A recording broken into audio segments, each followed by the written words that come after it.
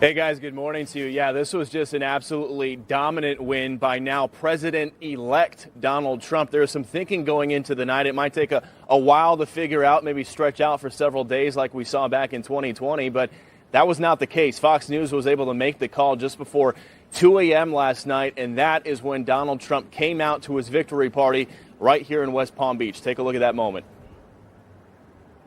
I want to thank the millions of hardworking Americans across the nation who have always been the heart and soul of this really great movement. We've been through so much together, and today you showed up in record numbers to deliver a victory like no other. In the meantime, take a look. This was the scene over at VP Kamala Harris's watch party, essentially turned into a ghost town in D.C. This was at Howard University. People actually started trickling out and leaving once she started losing key battleground states like North Carolina, Georgia. Then she lost Pennsylvania later on in the night. Then everybody left the area once the campaign came out and said she's not going to be speaking tonight. She'll be speaking tomorrow night, which is now today. Apparently she'll be speaking at some point today. We're waiting to hear details on that. Lastly, take a look at this. This is remarkable. We're talking about the popular vote. So Trump is right now on track to take over 300 votes in the Electoral College. He's also on track to win the popular vote. Right now, I think he's up a little over or about 5 million votes over Kamala Harris right now. If he pulls through with that, which it looks like he's going to, he will be the first Republican to win the popular vote in 20 years. The last one was George Bush back in the 2004 election. And back out here live, the Trump campaign tells Fox News they still have not heard from VP Kamala Harris or President Joe Biden's team as of this morning, guys. It's Trump Day.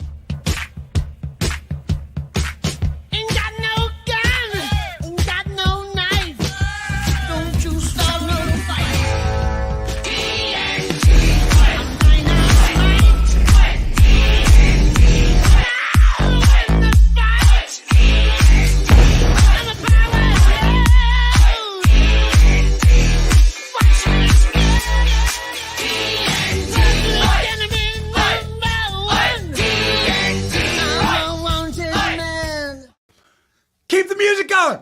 Keep the music going. Let's go. Let's go. Baby. We are out ya.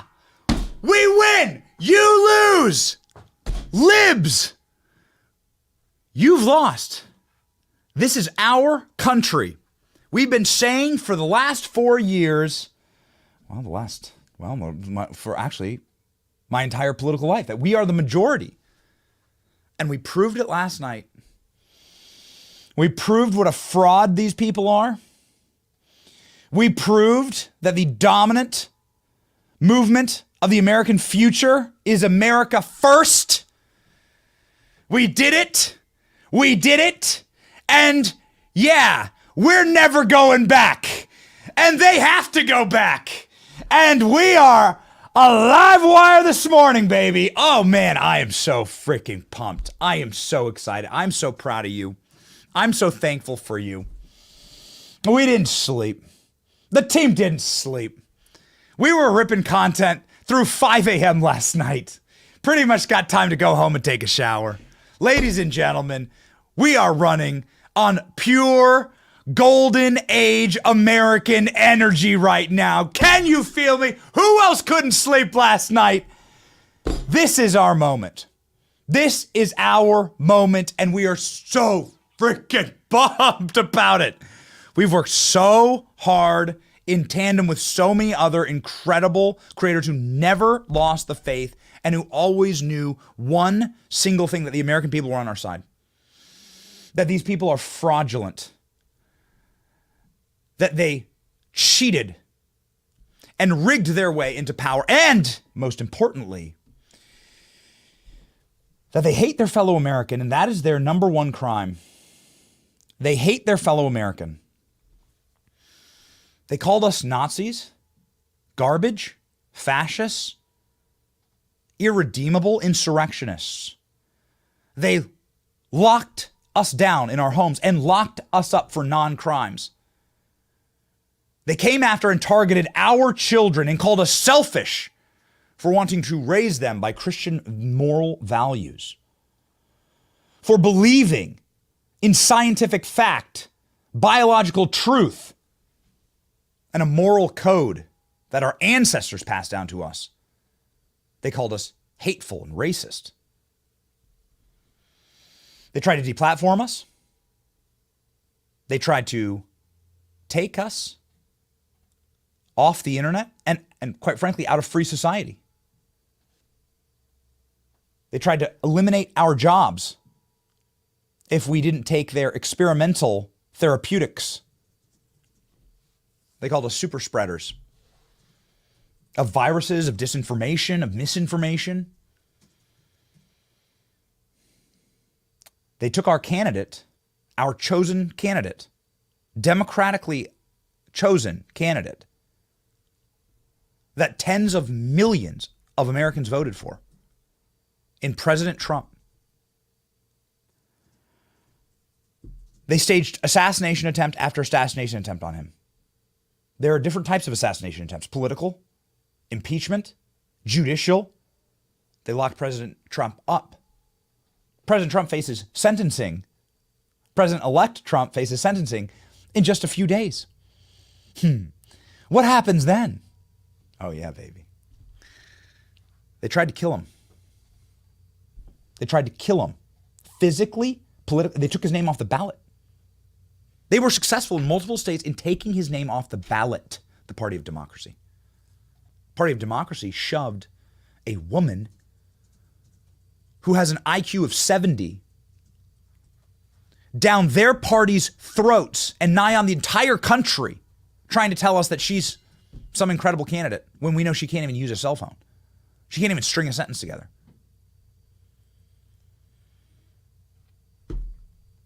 And the American people spoke last night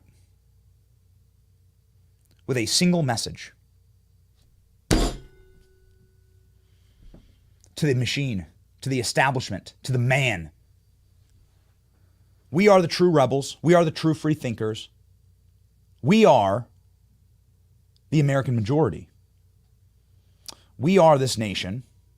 You are a warped, sick, diseased movement that is not natural, that is against the laws of God and man, and your days of ruling are done.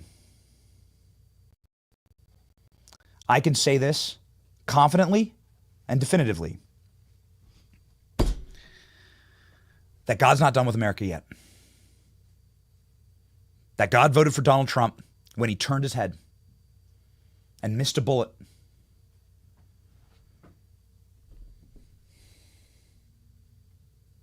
That our prayers were answered as we got down on our knees and bowed our heads and prayed for Christ Jesus to deliver this nation from evil. And it is evil. And now that evil is atomized. The biggest losers of this election cycle is not the Democrat Party. They had already lost. The Democrat Party was already toast. You can check the approval ratings. No one cared. They had already finished.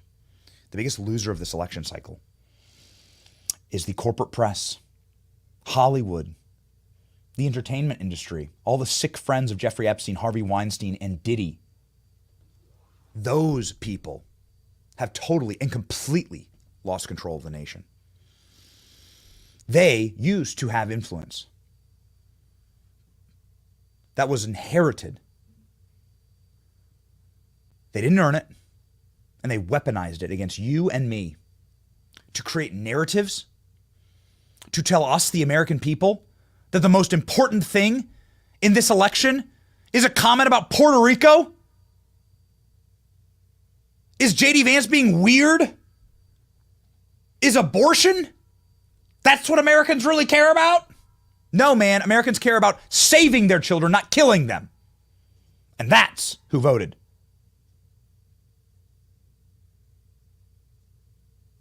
Mothers voted, fathers voted, families voted.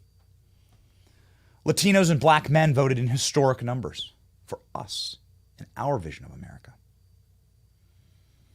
As Americans screamed out in pain, we can't afford gas, we can't afford groceries, we can't afford a home, and the American dream is slipping away.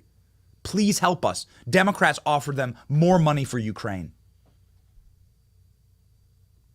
butchering of children.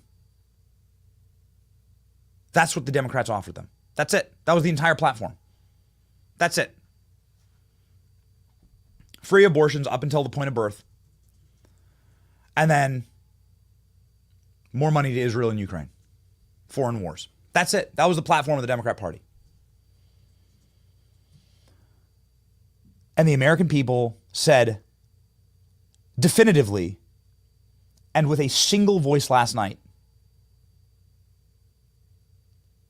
you are unworthy of this nation. You are unworthy of leadership.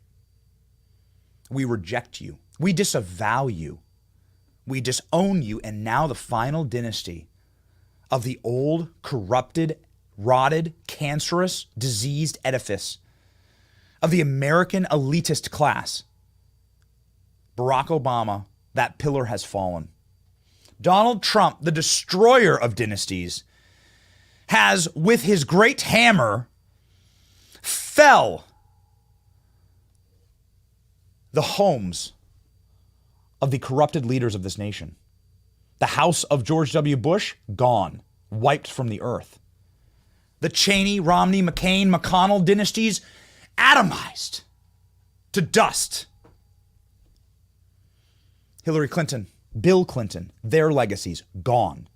They can't even fill a Chick-fil-A waiting area, a Burger King play place. I've seen it with my own eyes. They frog marched us out of Hillary Clinton's event this last weekend because we were posting how few people showed up. They're done. But he's also destroyed the Biden family. The Biden crime family was quite a feature of American politics. Now it will be lucky to escape without being in shackles for the rest of their lives. The presidential immunity decision in the Supreme Court, probably the best decision to ever happen to Joe Biden. They'll be very, very lucky if they get out of here without prison sentences that will last for the rest of their miserable lives. The last single standing house of an old decaying regime was the Obama home of Obama. House Obama. And it fell last night. The ramparts are gone. The walls have been breached.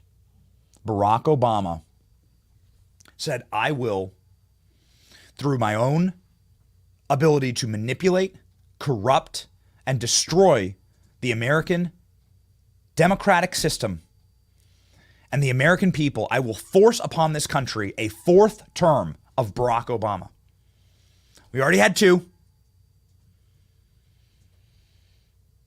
We already had the shadow term of Barack Obama, which is Joe Biden's presidency. Completely and totally staffed with Obama acolytes. Joe Biden didn't bring a single person into the White House. The entire operation was a shadow government run by Barack Obama, the only president in American history to just move down the street from the White House. Barack Obama moved 5 minutes away to a mansion in Colorado to run a shadow government, this sick bastard. And that house fell last night. Barack Obama gave it everything he could. Barack Obama rigged everything he possibly could. Just hours before the polls closed, Barack Obama sent a tweet saying, it'll take days for us to determine who really won this election. No, it won't. Jackass. We, the American people, decide, not you and your corrupt media. Barack Obama leveraged every lever of influence. Corporate dollars, lawfare, vicious, scandalous media attacks against Donald Trump, against our movement, locked many good patriots in prison. We've spoken about the J6ers on this show time and time again. Julie Kelly will join the show today.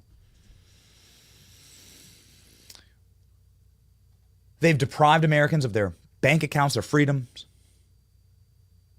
their own children, ripped apart families, and now it's time to pay. Our God is a merciful God, but we're not. Now it's time to pay. We live in a sunken world, and there will be consequences for what you've done to this nation. We can show you here on a map Hey, Alexa, I posted this morning. It's just the map of the directionality of the election, please. Yep, right there. Perfect. No, Lib. This is our country. Do you understand what this map means? This map is a map of every county in America. The size of the arrow is the directionality, right or left. You'll notice quite a few more red arrows than blue. In fact, you'll notice blue arrows are virtually indistinguishable as the country launched rightward like an Elon Musk SpaceX rocket into orbit. Zoom in. Look at the size of the victory. Look at the beautiful country that you live in. This is what happens when you call your own country garbage. This is what happens when you call your own people Nazis, fascists, irredeemable, deplorable. This is the fruits that you've sown. You reapeth what you sow. And this is the way a free America reacts to tyranny. Always has, always will be. Barack Obama is the villain. Barack Obama is the villain. Barack Obama is the one who said he's going to fundamentally transform America. Well, here's your transformer, Jack. Here's the transformation. Thanks.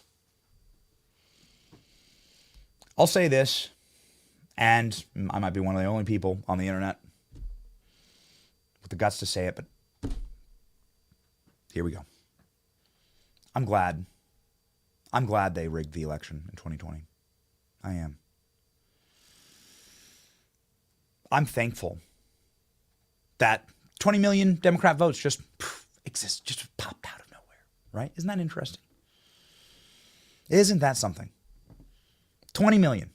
Where'd they all go? What happened to them? Barack? We're going to direct this entire show at Barack Obama. Kamala Harris is nothing. Kamala Harris is nothing. She's gone. Kamala Harris will she's apparently going to call Donald Trump. We learned that she doesn't know how to use a cell phone yesterday, so this is going to be difficult for her. Joe Biden is nothing. He's empty. It's nothing. There's nothing inside. Barack Obama is the evil architect of what has happened to this nation, from the criminal immigration to the forever wars to the spying and abuse, criminal abuse of the American people and our election systems. Isn't it amazing that Kamala Harris won every state with no voter ID? Wow, isn't that funny how that works? Yeah. We're going to talk about what Project 2025 really means, Lib. You're going to love this one. But I want to start by saying the atomization and completely razing House Obama to the ground is the greatest political victory this country's seen. Do you feel like you've been freed from shackles of Satan this morning? Do you feel like you've been freed and liberated this morning? Was the sun a little brighter? Was your coffee just a little sweeter this morning? There's a curse. There's a curse that was lifted from this nation. And all glory be to God. Because the powers that were stacked against us in all of this, the powers that were stacked against this channel, why is the New York Times constantly writing articles about this channel? Why?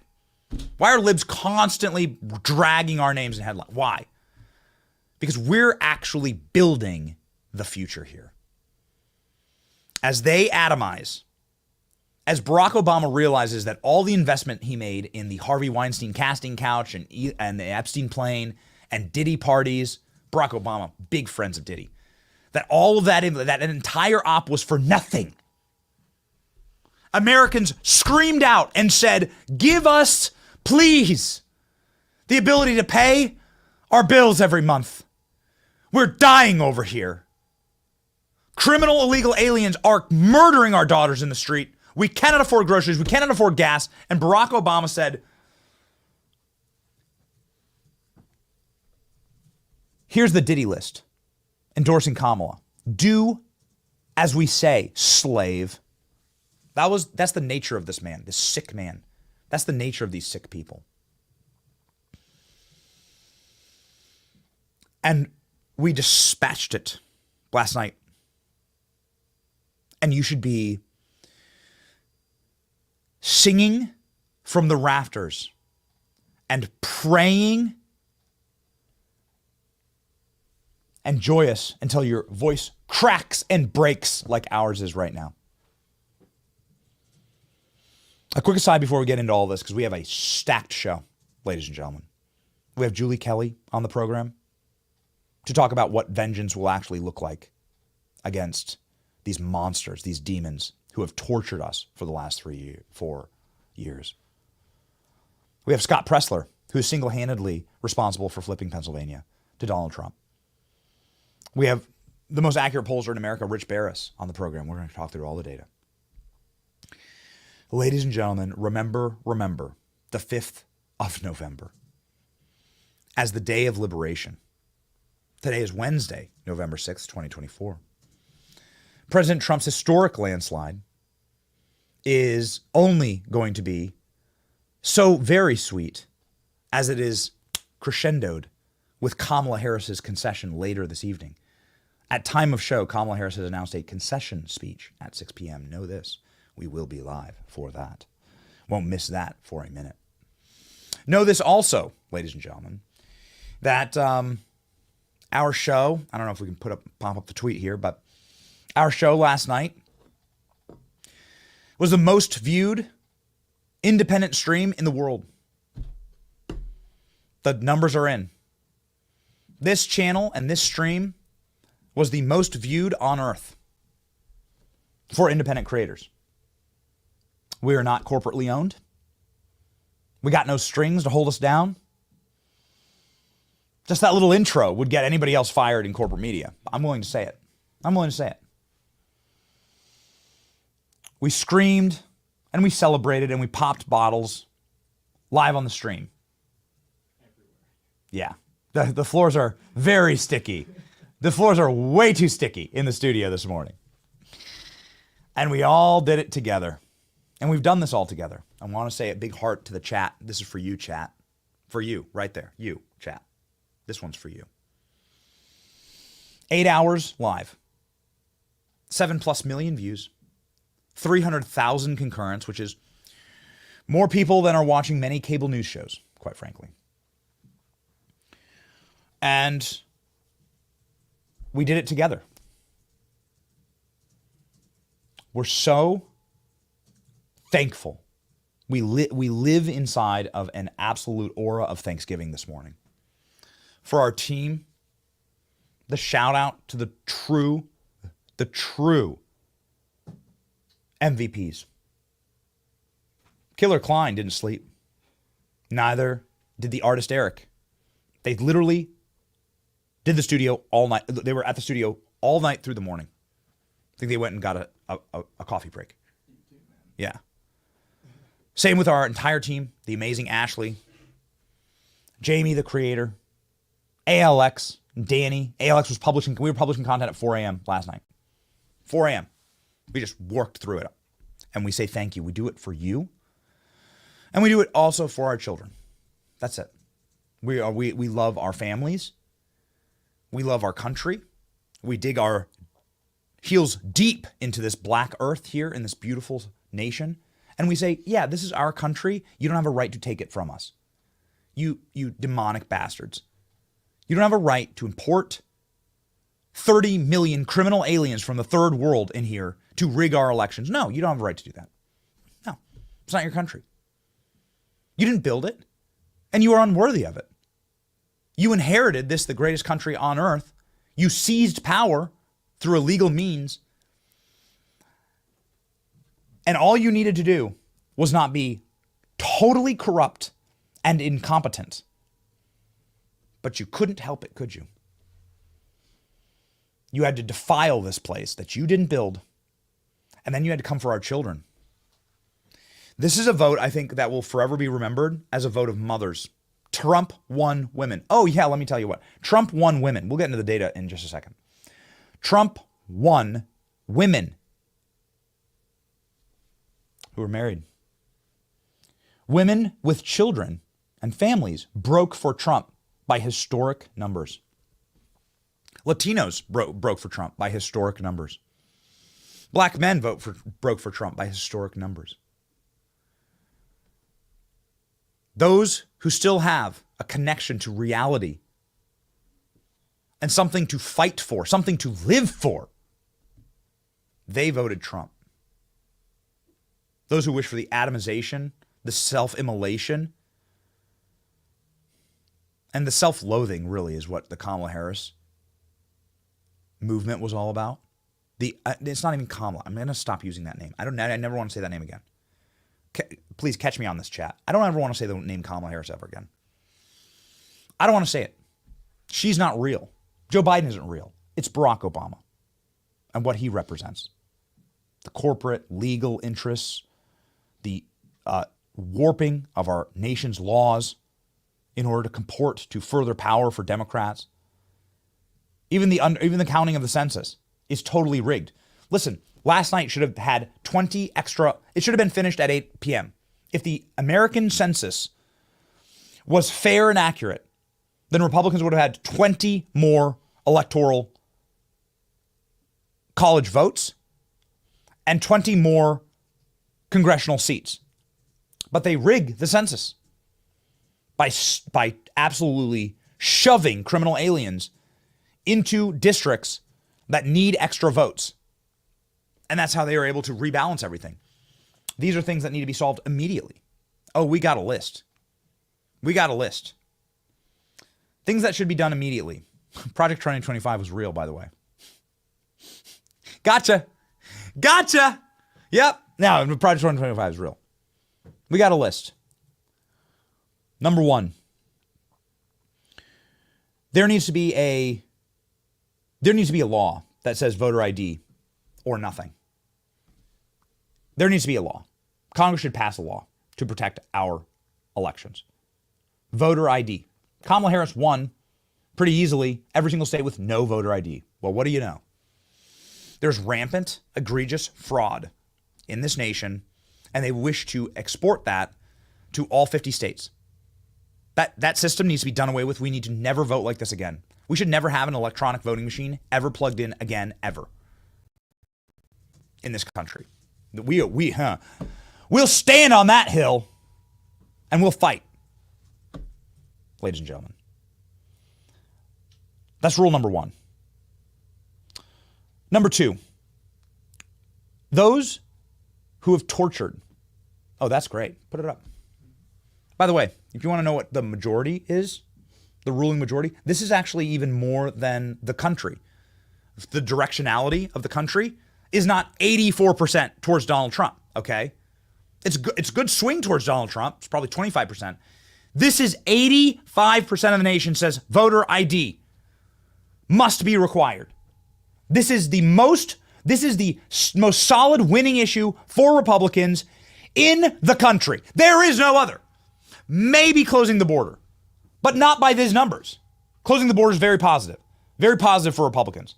Of course, number one thing that needs to be done. This is the most popular opinion that our side champions, yet our coward Republicans in Washington, D.C. refuse to put it up. No. Federal voter ID in federal elections. Do what you will with your local elections, okay? But there is a federal law that mandates that Congress can pass laws for federal elections, and voter ID for federal elections must be the law of the land. The end. And guess what'll happen? You'll flip it. It was supposed to be Barack Obama creating a coalition of the dispossessed, of criminal illegal aliens, voting in our elections, swamping swing states so that they're unrecognizable and can never be handed back to the actual American people, breaking every law, rigging every system in order to get a permanent majority. It was supposed to be a permanent majority for Barack Obama. is actually going to flip. What does the scripture say? That which man intends for evil, God intends for good. And so now with national voter ID, it could turn into a situation where 40 states, where like the next MAGA candidate wins 40 states.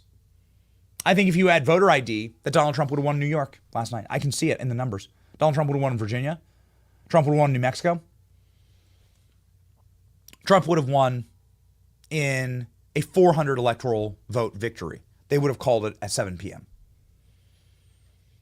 Trump probably would have won Minnesota. Trump's delta in Minnesota is like 3 points.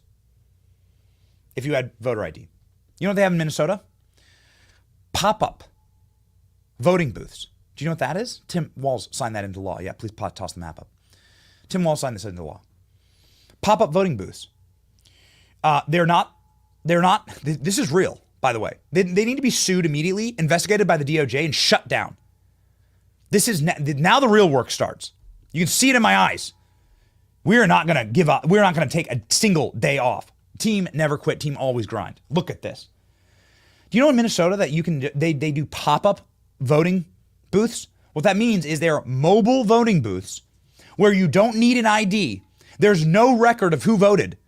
And they go into communities with low voter propensity and literally drive the truck up to the projects, to the George Floyd Memorial, to wherever. And they then,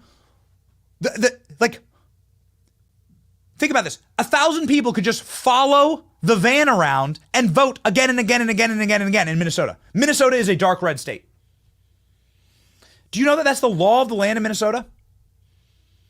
Pop-up voting booths. They're mobile, no ID, no record of who actually voted. They just run the votes in. Look at that.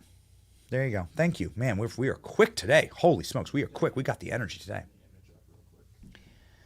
Have you heard of pop-up stores? Minneapolis has pop-up voting sites.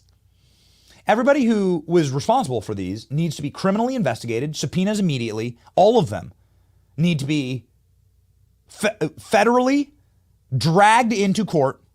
The DOJ should sue immediately for this attack on our democracy. This is an attack on our democracy. Democrat-led effort to change Minnesota law last year allows one-day voting locations. Minneapolis has 11. Minnesota's a red state. How many red states did they steal last night? I think New York should have been a red state. Do you want to know what's delicious? You want to know what I ate for breakfast? Kamala Harris eats no for breakfast. Joy comes in the morning. Well, let me tell you what. The #1 congressional district that swung to Donald Trump, #1 congressional district that swung by the pure delta, by the pure number, okay, of votes that flipped from Biden to Trump, AOC's. AOC's congressional district. Oh, I love that, Klein. That's great. Thank you. Man, the team is just rolling. Nobody slept. The team is just hitting it. Look at that. Voter identification requirement by state. Is this the one that has the overlay of Kamala Harris wins? Okay, so get me the Kamala Harris states. You'll see there, every single state that Kamala Harris won is just the non-voter ID states. Do you see what's going on here?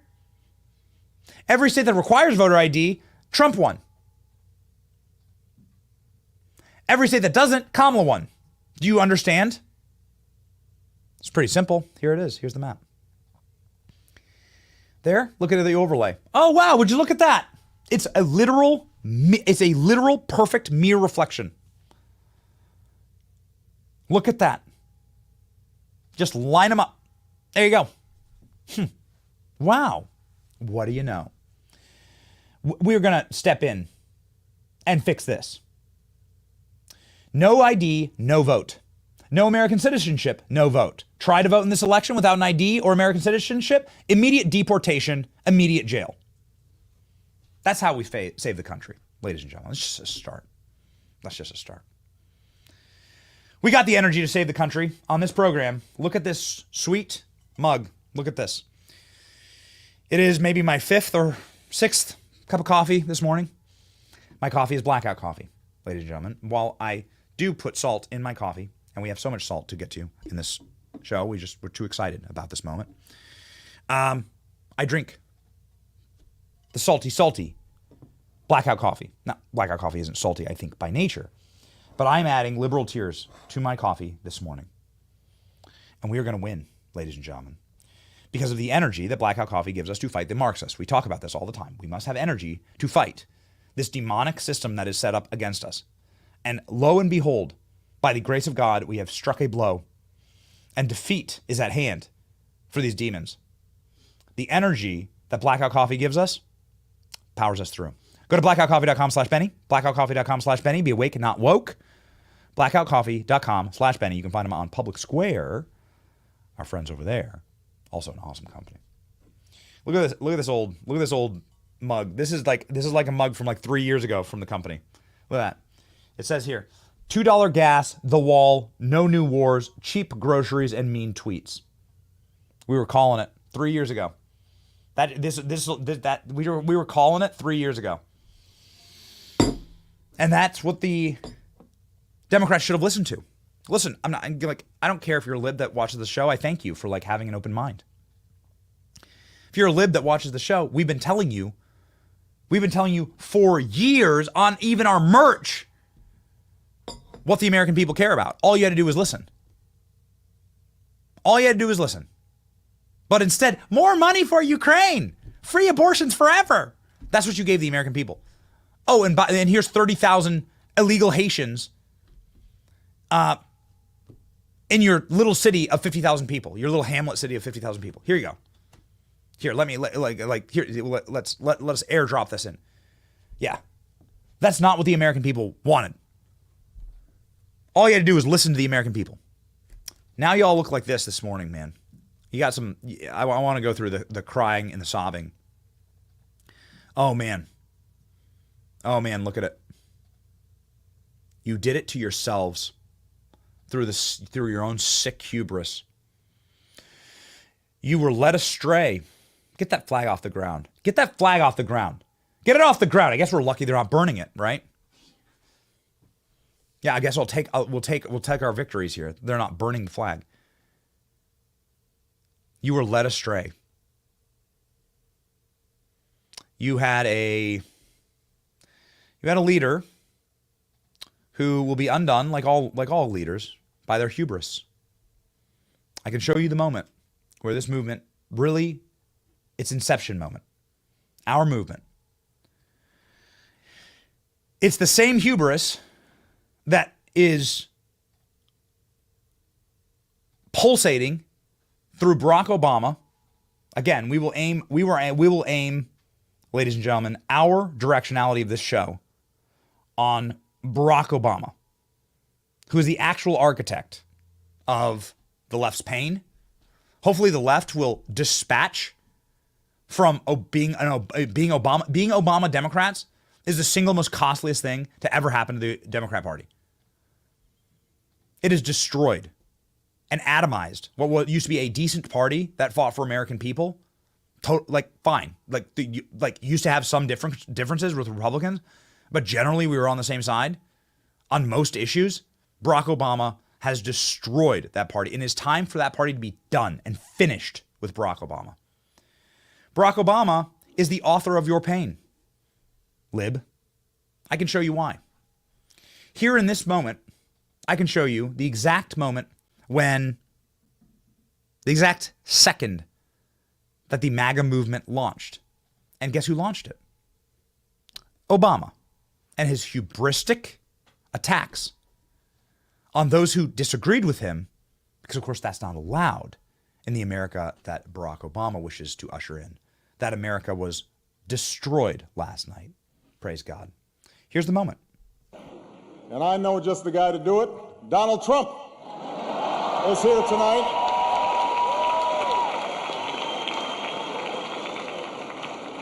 Now, I know that he's taken some flack lately, but no one is happier, no one is prouder to put this birth certificate matter to rest than the Donald. And that's because he can finally get back to focusing on the issues that matter.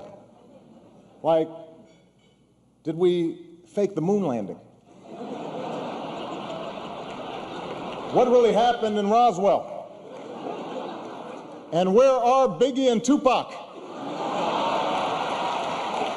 Say what you will about Mr. Trump, he certainly would bring some change to the White House. Let's see what we've got up there.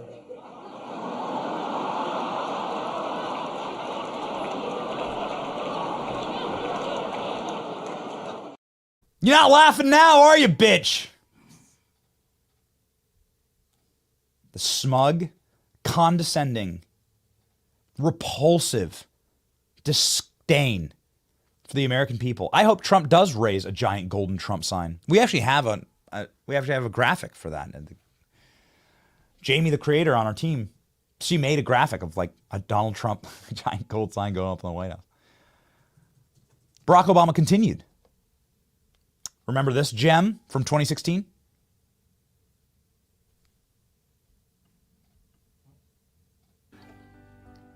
President Obama will go down as perhaps the worst president in the history of the United States! Exclamation point at real Donald Trump. Well, at real Donald Trump, at least I will go down as a president. Oh, wow. I wonder if Obama was dropping his phone last night as he read the results of the election. Maybe he did that same move, realizing now that Donald Trump is a two-term president, just like him, and Donald Trump will most likely be memorialized in Washington, D.C., with a statue of him surviving an assassination attempt. That's the next thing I'm going to push for. We're going to crowdfund for a Donald Trump official memorial in Washington, D.C. I want it to happen in Trump's lifetime, of President Trump carved out of marble next to the Lincoln Memorial with his fist raised. That's the next thing that needs to happen. Maybe this needs to happen. I'm not sure. Look at this. It's like, okay, all right. We're getting ahead of ourselves. Ladies and gentlemen, President Trump won in a landslide. You toss the map up. He won everything. The entire blue wall has been destroyed. For some reason, Arizona, and you know exactly the reason, Arizona and Michigan are clinging on to some hope that they can manufacture or find, these big box trucks driving into voting centers last night. We saw it. It's all on film. Think wisely. Think wisely. It's going to be a very different Department of Justice. As Mike Davis elucidated for us yesterday, we have eyes on you. This is a Department of Justice that will look forward to making examples of election fraudsters so that as a deterrent, because election fraud is actually the real insurrection. You're the actual insurrectionist. If you're cheating in our elections, you're the ones who are undermining our democracy. And it's time to frog march the election riggers into jail where they belong. And we need to make some examples of people. So anybody trying to do anything in Arizona, here's just a warning to you. Here's my public service announcement. Whatever you're trying to do, whatever you're trying to pull in Michigan or Arizona, think about your own personal freedom. Think about your freedom. I know these people. I've been friends with Mike Davis for 20 years. Think about your own personal freedom. Think about how, if you wish to see your family for Christmas over the next couple of seasons. And whatever you're trying to do in these states, know that it's a federal felony and that the Department of Justice under a President Donald Trump will not take kindly to people that are threats to democracy. Mike Davis this morning, quote tweeting Julie Kelly, who will be joining the program in just one moment. I'm getting texts from January 6ers that make my heart so happy. Justice is coming, says Mike Davis. I'm here to assist, says Julie Kelly. Joining the program right now live, it's Julie Kelly. Let's go.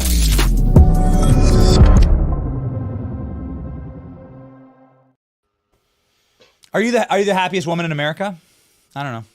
I mean, I'm not a crier. I'm a cold-hearted wasp. So my husband jokes that I cry for 6 seconds every year. But this could be it, Benny, on your show. This would be record-setting. It's just surreal to me. I'm so happy for the J6ers, the texts that I'm getting from them, their loved ones, their attorneys.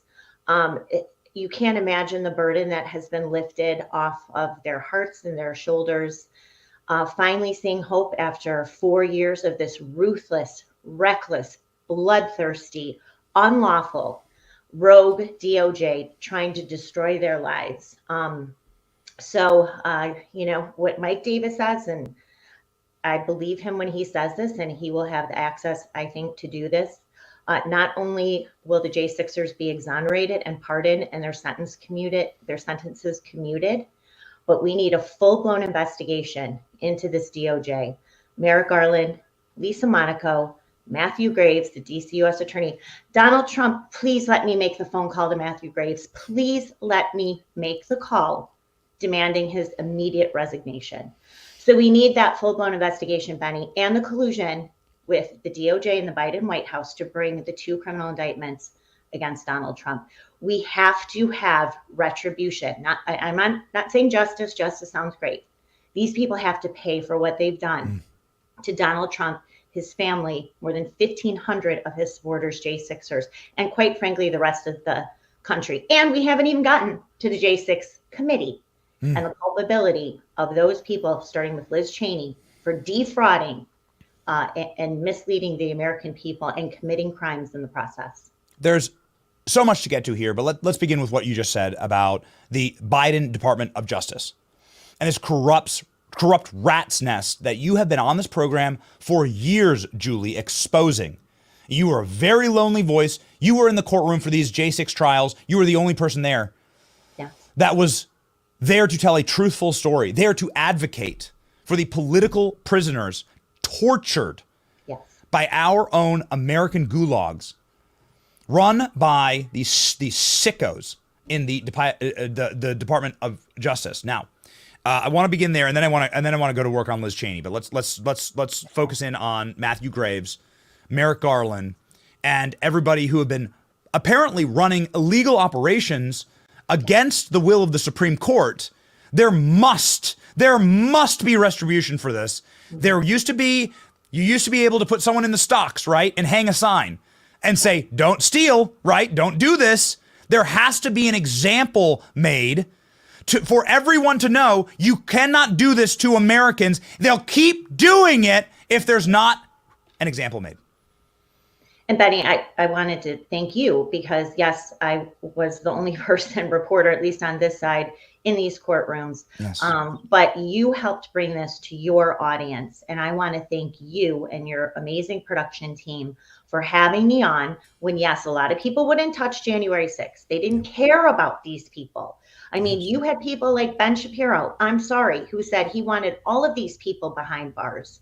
So there were very few people who would touch my reporting. And I want to thank you so much on behalf of the J6ers as well for highlighting this and bringing this to your audience. But yes, there must be retribution. There must be consequences, not just top DOJ Matthew Graves, his line prosecutors, and these judges. Let's not forget the individuals who made all of this possible. And that is the judges on the DC District Court and Circuit Court. They put their judicial imprimatur on the most egregious weaponization of the DOJ against a targeted group of Americans who are exercising their First Amendment rights on January 6th. Yes, a few committed crimes. Nothing like they have brought, nothing compared to what they brought against these individuals to other political protesters in Washington. These judges must be held to account. And now that we're going to have the House and the Senate and the White House, we need to bring a few of these judges before the American people. We need to start impeachment proceedings for the first time in decades against sitting federal judges for denying these people their 1A, their 2A, 4th-A, 5th-A, 6th, 8A amendment rights, destroying their lives because these people dared to go into their personal and professional fiefdom of Washington, D.C. I still have the words of Beryl Howell, the Obama appointee, who has weaponized her own bench against Donald Trump for years, oversaw the Mueller probe, oversaw the initial DOJ investigation into Donald Trump, and then, of course, this entire thing that was happening in the courthouse against J6ers. She looked at a man from Texas and said, you drove all the way here from Texas on January 6th to hear the president speak. So that's not a crime. These judges have to be held to account also, Benny, and we need to make sure that that happens as well. So that would be, the process would be beginning with the impeachment of the judges, the firing, obviously, of Merrick Garland, all of his staff. Matthew Graves serves at the pleasure of the president. That's right. And then an investigation. You believe a counter investigation needs to be launched into those inside of the Biden Justice Department that brought these charges and continue to demonically bring these charges, even when they have been spanked at the Supreme Court. Benny, the FBI, Chris Wray's FBI, arrested a man from Georgia yesterday. On election day, in a swing state, a critical state, they arrested a man from Georgia for his participation in the events of January 6th. This is still ongoing. They are still hauling people to Washington, D.C. to face these judges, look at what happened yesterday. Let's think about this. You had a red wave we've never seen before. Even in blue states, my home state of Illinois, New Jersey, Virginia, New York, the narrowing of the gap between Democrats and Republicans there. I mean, they came within, Donald Trump came within striking distance in Virginia and in New Jersey. Yes. There was one exception, Benny. The city of Washington, D.C. voted for Kamala Harris 94%. How in the world can we continue to allow these residents of Washington, D.C. to sit on jury trials in judgment of Trump supporters? This has been going on for 2.5 years. DOJ has a 100% conviction rate for January 6th defendants before D.C. juries. And not a single judge, Benny, will allow a trial to be moved out of Washington to a neighboring jurisdiction where they have a slight chance of perhaps a fair trial. All of this has to end. It has to end today. I hope that Donald Trump says something quickly, or his team says something quickly to these judges in this Department of Justice. And I know, I have faith that whoever takes over the DOJ will conduct a full-blown investigation into all of what the DOJ, the Biden White House, the DC U.S. Attorney's Office, and those federal judges did to these Americans. I certainly am no constitutional scholar. I just simply have conversations. I run a talk show here where I talk with smart people, okay? And maybe some of it'll rub off. But it doesn't make any sense to me why there would be federal judges inside of a place that isn't even real. Washington, D.C. isn't a state. It's not real. Its members can't vote. The people they send to Congress don't even vote, right? Eleanor Holmes Norton. Why are we giving full jurisdiction and the capacity to assault and destroy these Americans' lives? Why does the federal court, why does that system even exist in Washington, D.C.? Why mustn't it be something that is outside in a actual real state, even if it is Maryland or Virginia? It seems insane to me, actually. D.C. used to be run by Congress. We used to have the Speaker of the House was like the mayor of D.C., effectively. It was just seen as a federal city, and it wasn't a real place. It was never designed to be a real place, actually. Right. I mean, I would implore Donald Trump to sign an executive order shutting down the D.C. federal court system, shutting down the D.C. U.S. Attorney's Office, and shutting down the Washington FBI field office. This is the axis of evil. Enough. This is the rot in our political system. They all work together, Benny. I've seen it. Half of the judges on the D.C. bench came out of the D.C. U.S. Attorney's Office. These are their colleagues. These are their buddies. These are the people whose kids go to private schools together. It's not a joke when, we make fun of the cocktail parties in Georgetown. It is a cabal. They all are from the same area. They went to the same schools. No one is going to step out of line. And I'll tell you what, some of the worst judges were appointed by Donald Trump. Now, I talked to him about this 2 years ago. And of course, he's taking recommendations like you do from people who, the Federalist Society and others. One of the worst judges in Washington, Tim Kelly, whose wife works for The mayor of Washington, D.C., Muriel Bowser, he was a D.C. A prosecutor in the D.C. U.S. Attorney's Office. I watched in his courtroom how he systematically denied the rights of the J6 defendants before him, including the Proud Boys, refusing to allow evidence to be entered into the court, including FBI informants. He fought harder than the prosecutors did to make sure that these J6 defendants had the book thrown at them, seditious conspiracy convictions, 22 years in prison for Enrique Terrio, who was in Baltimore on January 6th. I mean, we could go through it, but those are the high profile cases. I've also seen the lower defendants charged with misdemeanors. I was in Washington courtroom last week where the DOJ went back and wanted to put a 6-year-old woman, a widow, just lost her husband of 40 years to liver cancer. She spent 3.5 months in a dirty, crime-ridden federal prison in Philadelphia on 4 misdemeanors and the obstruction conviction that was overturned by the Supreme Court. The DOJ wanted to put her back in prison. I mean, this is what we're dealing with. So I'm sorry for the rant, but again, thank you so much for covering this, but we need to get this to the right people. They need to understand what really happened here, because until you have a full understanding and grasp of the inhumanity, the sadistic treatment of these J6ers by judges and prosecutors, there won't be an appetite for the sort of retribution and consequences that we need.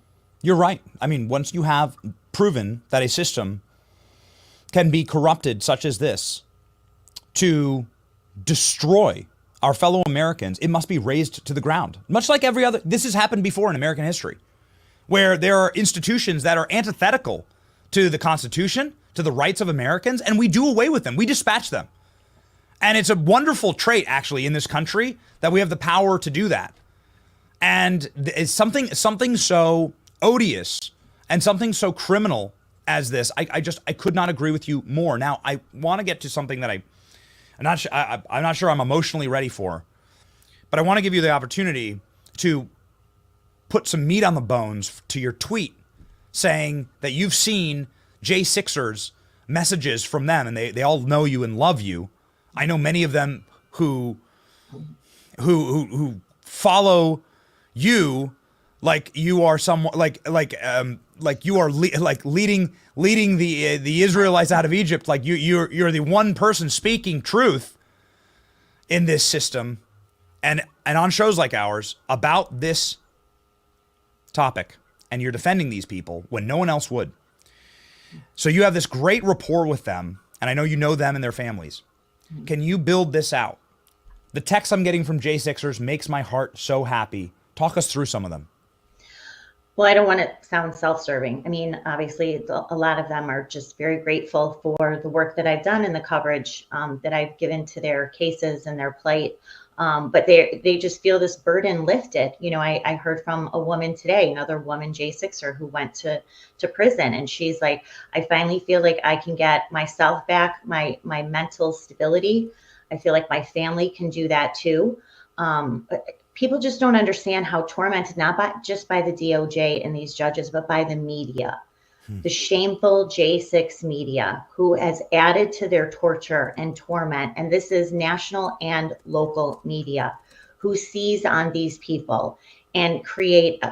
Some J6ers have told me what the media did to them was worse than what the Department of Justice did to them. So just feeling like they are not, that Donald Trump will follow through on his promise to pardon, to commute these excessive sentences. And that I just think overall, Benny, the idea that they are not going to be called domestic terrorists by their own government, by their president, by the attorney general, and by these judges anymore. They will take that scarlet letter of terrorist off their chest, off their family, off their livelihood, try to get their reputation back, their businesses back. So I think just overall, that's the hopeful feeling that has been expressed to me, that this, after 4 years of everyone from Joe Biden to Kamala Harris to Merrick Garland, Christopher Wray, and these judges calling them terrorists, those days are over. So in Congress, we had a very powerful member named Liz Cheney, who broke the law. You don't have to say it, I'll say it. Who clearly broke the law in manipulating witness testimony in her committee.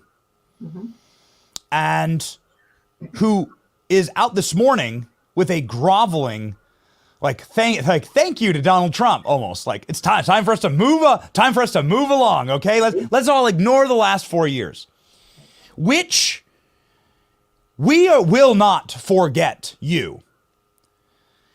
Now, Liz Cheney seemed to have sidled up with Kamala Harris and destroyed her chances. So in some ways, we're thankful. Donald Trump did historically well because Kamala with Arabs in Michigan, because Kamala Harris promised to put a Cheney back in charge of the Pentagon. So in a sick way, we're kind of thankful for Liz Cheney. Yeah, thank you, Liz. Yeah, thank you for tanking Kamala. Every single party that the Cheneys are a part of, what a pox. Probably the most poisonous name in all of American politics. I think officially now. So well said. Absolutely. Yeah, every party they're a part of immediately is terminal. That's right. And doomed. But I want to give you the floor, Julie. This has got to be probably enemy number one when it comes to the rigging of congressional systems against fellow Americans, against President Trump. And Liz Cheney was the dark witch behind all of it. What should happen? Well, again, another investigation into DOJ collusion with Congress and the J6 Select Committee, because, of course, they were highlighting some of these J6 defendants, Proud Boys, Oath Keepers, while they were on trial in Washington, D.C. This was a coordinated effort. So that has to be added to this DOJ investigation. Liz Cheney, and I have a big piece on Real Clear investigations on this. We know now that she was conducting backdoor secret communications with Cassidy Hutchinson. This was facilitated by Alyssa Farah Griffin, who is now on The View.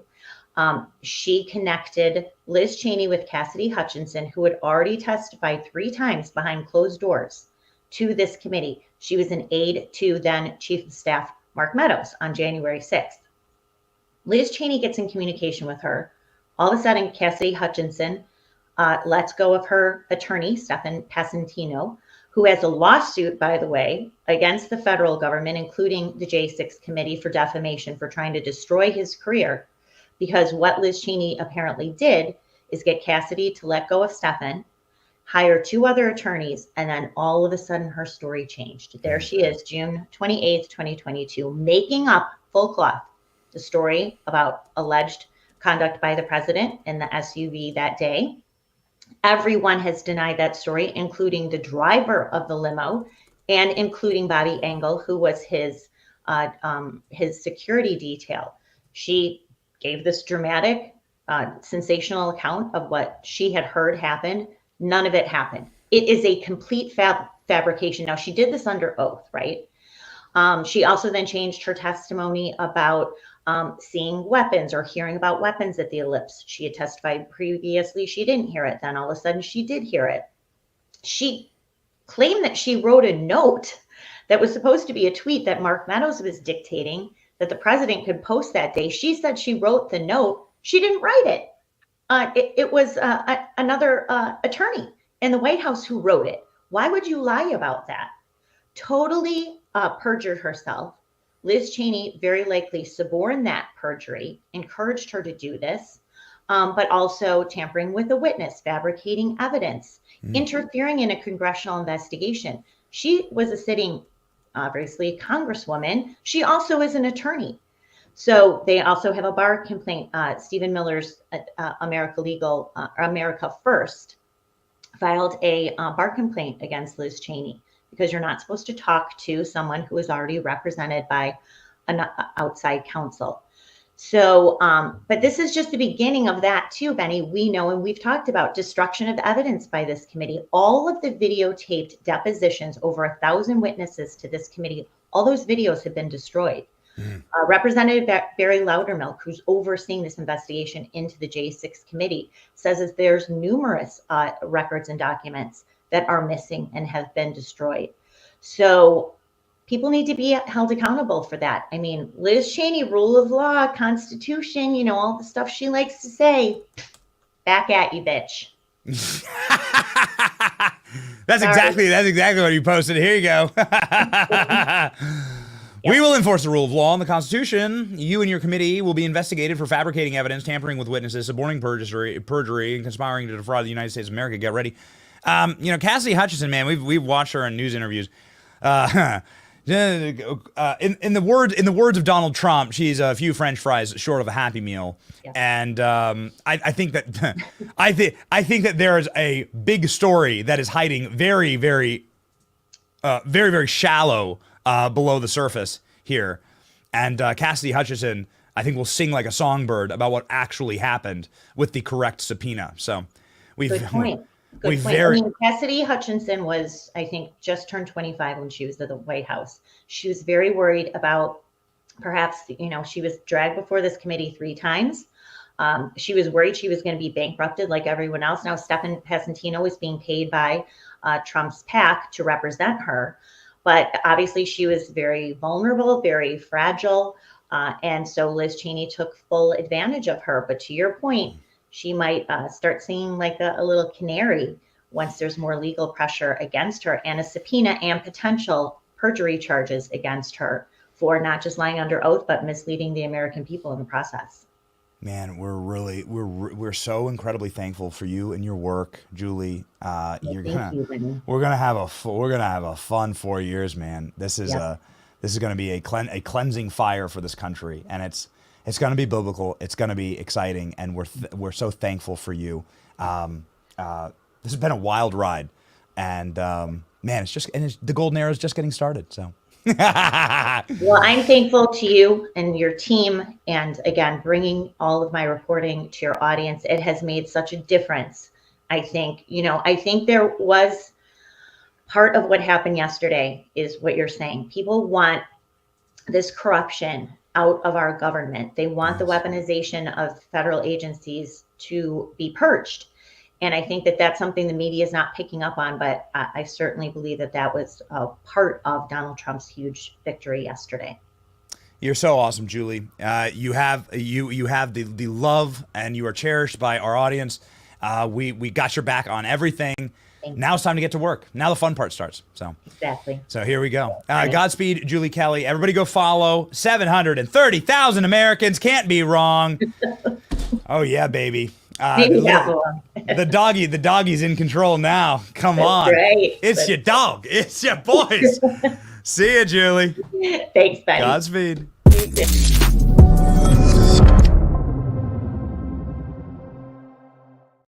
Ladies and gentlemen, moving right along to the man who won us Pennsylvania, the great Scott Presler, joins the show live.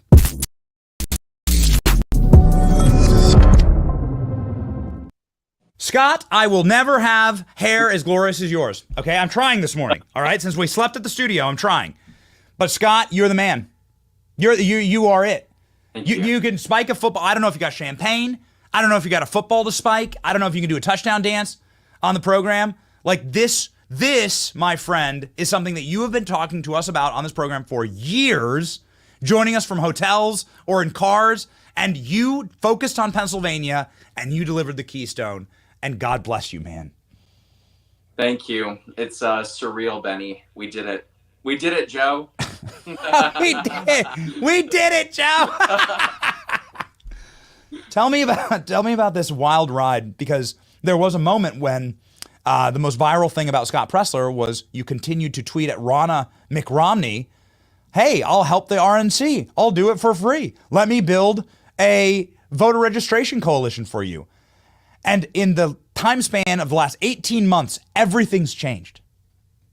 Oh, I mean, I can't describe how thankful I am to have Chairman Michael Whatley and especially Co-Chair Laura Trump. You know, Laura, I have to give a shout out. She has had my back since day one. And more importantly, that means our back. To every viewer at home that does the grassroots work of door knocking and phone calling and voter registration and getting out the vote in 110-degree weather in places like Texas and Arizona.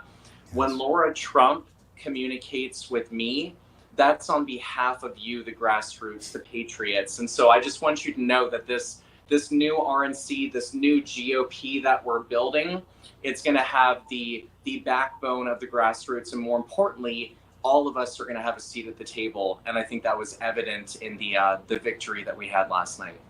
Scott, I'll be happy to sing your praises. I know you're very humble, but I'll be happy to sing your praises and say that without Scott Pressler, we would not have had the voter registration numbers in Pennsylvania to make it a win on election night. And I think that there could have been some funny business without the raw, monstrous numbers of Scott Pressler, and then also Elon Musk focusing so heavily on Pennsylvania. Scott, tell me about why did you choose Pennsylvania, and what were the total number of voter registrations that you are responsible for in your incredible group? You know, something just has nagged me since even before the 2020 election. Something in my head just kept saying, focus on Pennsylvania, focus on Pennsylvania, go to Pennsylvania. And this is a state, a commonwealth that I moved to. I purchased a home in Pennsylvania just to vote for Donald Trump. We launched an organization that hired 74 paid field staff across Pennsylvania. And we were able to flip counties, Benny, like Bucks County. Did you guys even realize what happened yesterday? We flipped Bucks County, and Donald Trump won this county that hasn't voted for a Republican president since 1988. So when people say that voter registration doesn't make a difference, when people say that we're just flipping ancestral Democrats to Republican, no. Early Vote Action, our organization, earlyvoteaction.com, we at least, this is a conservative estimate, registered 50,000 voters this cycle in Pennsylvania alone. Wow. 50,000. Wow. We have members of our staff that live in Philadelphia. Ashley is saying, my aunt was a first-time voter in Bucks County because of Scott, because of your work. You got, I mean, on my staff, we have people who were affected by your work and voted for the first time for Donald Trump. Look at this state, Scott. Look at this. Look what you've done. It's beautiful. Brother. Beautiful. And it's just, you know, the stories that nobody else knows, Benny, or nobody else is going to talk about is, I want to give a shout out to members of my team very, very briefly. Hagen moved from Washington State. He drove to Pennsylvania from Washington on the West Coast on a whim and said, Scott, I'm coming to Pennsylvania. I'm going to do everything in my power. I'm moving to the state. We were so impressed by his tenacity, we hired him. And Hagen, you helped deliver Erie. You helped flip that quintessential swing county from blue to red. And I want to give a shout out to Will. Will is a veteran, a father who lived in Missouri. And he moved, Benny, on a whim. He drove to Pennsylvania. We were so impressed by him that we hired him for Pittsburgh. And people don't realize, when you win 40% of Allegheny County, that's the election. And I do believe that Donald Trump won 39.6% of Allegheny County in this election. So it's people like Hagen, it's people like Will, it's people like Tricia that, get this, Benny, Armstrong County overproduced from 2020, Indiana overproduced from 2020, Mifflin, Juniata, Perry, Lancaster, those are all Amish counties. And I'm here to tell you that our work courting the Amish with people like Tricia, with people like Ryan Sexton, with people like Ellis Dukehart, the Amish helped deliver the Commonwealth of Pennsylvania for Donald Trump.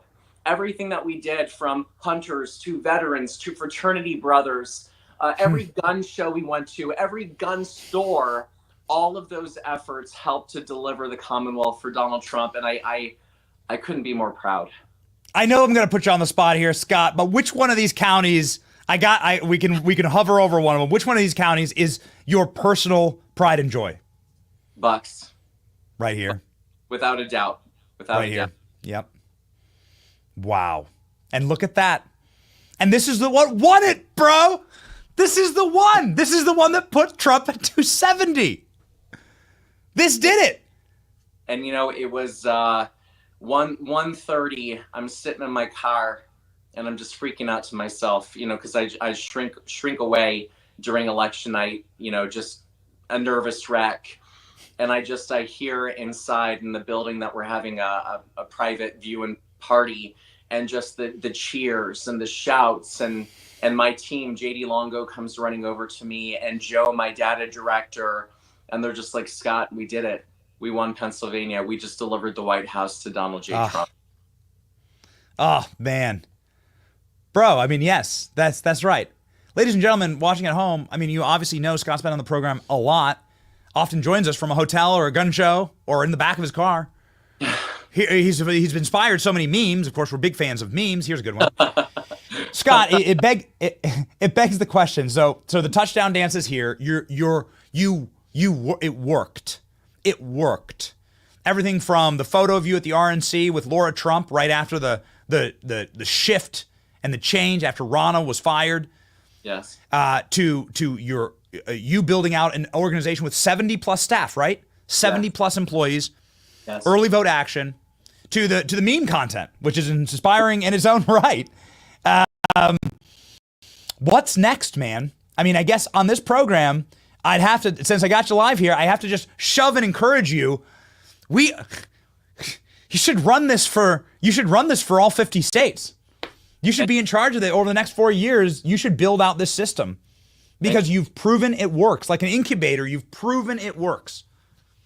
Well, I want to take a very serious tone for a second, because the American people have entrusted the Republican Party with their future. Yes. And I don't take this lightly. This isn't a game. This is real life, and there are real world consequences. And the American people are expecting Republicans to deliver results immediately. And so to anybody that watches this program, I'm sure that several Congress people do, please, I ask you, you immediately get to writing legislation that when Donald Trump and all of you are sworn in on January 20th, 2025, that you are immediately pushing and introducing legislation in the House and the Senate concurrently, so that way we can begin delivering on day one. And more importantly, here's how we need to be focused, Benny. The way that history dictates is that the party of power usually loses in the midterms. This is critically important. If there's anything I say on your show, this is the most important. Republicans must use these next 2 years thinking that we are going to lose the midterms. There's none of this baloney that we're going to have 4 years. That means that if Clarence Thomas is going to bow out, we need to do all of our Supreme Court nominations and approvals within the first 2 years. That means things like securing the border and any healthcare legislation. All legislation must be passed within these 2 years, thinking that we're going to lose the House and or Senate in 2026. Because otherwise, if we lose the Senate, there goes judicial nominations, there goes the Supreme Court, there goes legislative victories, and Donald Trump will be a lame duck. And furthermore, I want to make it very clear that we are not stopping for a second. I am more emboldened than ever. And my goal, Benny Johnson, is we are going to Florida, Pennsylvania within the next few years. I love hearing that, baby. Oh, that's amazing. So you're saying million vote margins on election night. Is it what you're saying? Million plus vote election night victories, not 100,000. I'm saying we're going to continue flipping counties from blue to red. Erie, we're coming for you peacefully. Center County, we're coming for you. Monroe and Okonos, we're coming for you. Lehigh, Northampton, we are coming for you. And furthermore, I would like to help deliver with earlyvoteaction.com a plurality of registered Republican voters by the next presidential election. Ooh, baby. You know, you can only get so excited on this program, Scott. It's a family show. This is the image that changed it all. This is the photo that changed it all. This is maybe 18 months old, this photo. Well, here's Laura Trump. Trump welcoming you to the RNC with open arms and saying, we will work with you. The future looks incredibly bright, Scott. It does, and Laura changed my life in so many ways, as did Elon Musk, as did, everyone like you that's had me on your platforms to be able to share our message. But one of the biggest things that I will never forget as long as I live is at the triumphant return of President Trump to Butler, the site of the assassination attempt. I had no clue this was going to happen. But Laura Trump invited me on stage to speak in front of 80,000 people. And it was the most surreal, it was the most humbling.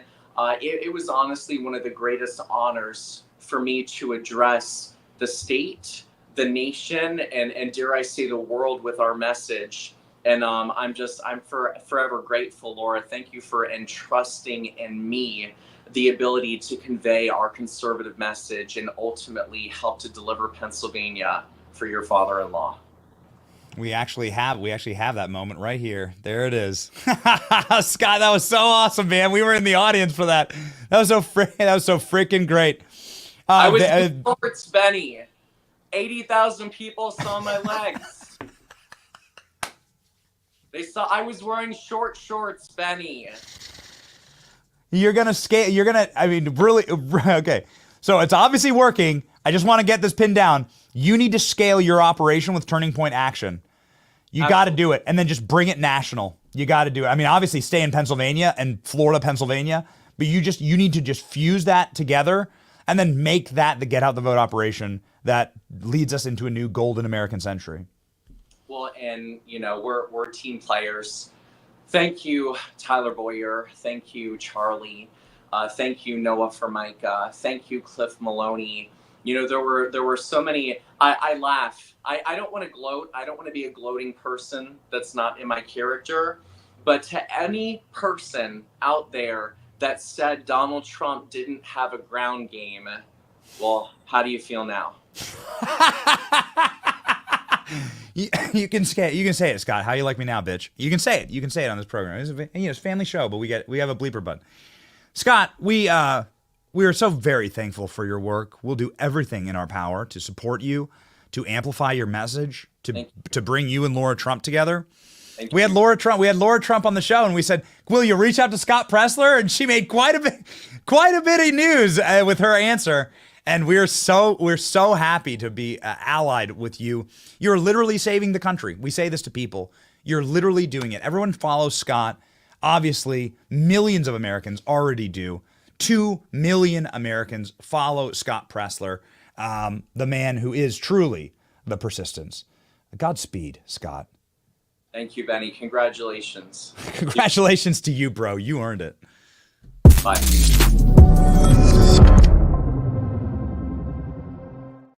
Come on, baby. Who was right? Today is a day when you sit back and you say, who defended the J6ers? Who platformed Scott Pressler? Who brought it all together? In a moment that is a little too emotional for me right now. I got to tell you.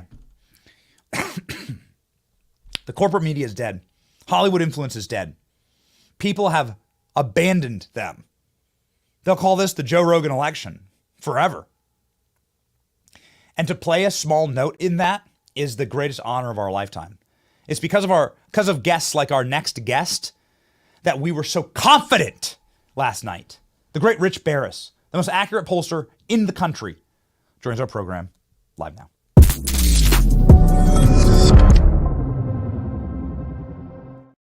Come on, brother. Come on, you looking like me, baby. We didn't sleep. We didn't sleep. What you singing? Did it again. Yeah, that's right. You guys just keep trying to go up against me and keep failing epically. Bro. I need silver. Kiss my ass. You freaking fraud. You're done, loser. Nobody wanted you as a sports handicapper. Nobody wanted you at 538. You got fired from your own freaking website. Oh, my God. Now look at you now. The truth is, this wasn't 50-50. This was not a 50-50 election. Well, let me go ahead and put it in. But the morning console polls put in Seltzer and Seltzer. Hey, Ann Seltzer, how you like them apples? Loser. You freaking loser. Ann Seltzer, wrong by 16 points. She's done. She's done. She should be sued. She should be sued. There should be an investigation into like how did she collude with Kamala Harris to give in-kind donations to her campaign that were mathematically implausible, that disgrace your profession, Rich. Absolutely, she disgraced it. And by the way, the only reason, because I think we did talk a little bit about this before the election, but people knew about that poll before it came out, and people knew about it because of her mouth. All right. It was leaked because look, from what I'm told, something happened to her after January 6th. It like broke her brain, like so many other of these people in that world, in that bubble. All right. Look, by the way, Donald Trump took Story County from her. All right. He increased. It's like the thing about Iowa is there are 31 pivot counties, the most out of any swing state in the country. And Donald Trump just added to that number. All right. It hasn't been done this millennia, bro. Okay. And this woman comes out with a Harris +3 or a Harris +4. Unbelievable. You know, I don't know that. I don't know that she did it on purpose. From what I understand and what I'm told is that, like so many other people, she lost her objectivity. And in this business, if you are looking for something that you want to see, you could convince yourself that it's there, Benny. And in the final week, any professional pollster, anyone who still maintained a modicum of credibility and restraint and guarding against their own bias would have seen that Republican participation in the final 10 days of this thing went down dramatically. Why? I don't know. Let's be impartial. Let's be objective. Let's look at the early vote. Maybe because so damn many of them voted already and then tuned it out. And by the way, I think they were on to them, man. I think Republicans at home were on to them. And they said, you know what? I want them to look like fools. I want them to.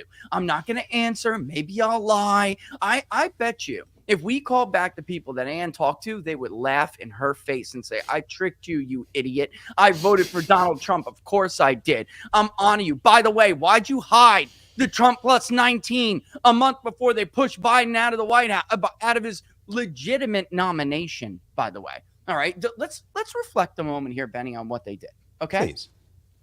These people tried to install a woman who climbed the ladder by getting on her knees without earning a single vote. Nobody voted for her. The donor class called Jake Tapper and said, sit down, little bitch. This is what you're going to do. You're going to push Joe Biden out of the nomination, even though nearly 15 million people voted for the man. Again, you're going to do it because we can no longer cover up that he's senile. The country is on to us now. And you're going to install Kamala Harris, who nobody likes, who nobody knows. The woman never even made it to Iowa when she ran for president the first time. Everything about her was fake. Look, this was a disgustingly dangerous experiment. Can we get the donor class candidate to usurp the will of the voter? Okay, Yeah. The completely illegitimate nominee. Can we get her and BS the public enough, to trick them into putting her in office? And Ann Seltzer played a role in that. Let's get real for a second. Why, Benny, did she hold that poll for a month and only drop it when, by the way, which I accused her of doing publicly, and they sat quietly pretending like it was like they didn't have to answer my allegation or something, right? We knew about the poll. I didn't make it up. I didn't come up with this stuff out of thin air. I knew. Someone told me. What do you think? The same way I got the poll before she spiked it in 2020 before the Democratic nomination, because Joe Biden asked her to, because he was in 4th place. This stuff has got to stop in this profession. And the worst part about it is then people come out like she's wearing a chastity belt or something, holding her up as like the pinnacle of credibility. And everybody else is just wrong. It doesn't matter that I've called the elections correctly over the last how many years? Well, they didn't. She's credible because the media says she's credible, and we're to overlook every other bit of information we know that points to the fact that she is not. I am not giving her the benefit of the doubt. I am not saying this was the response bias.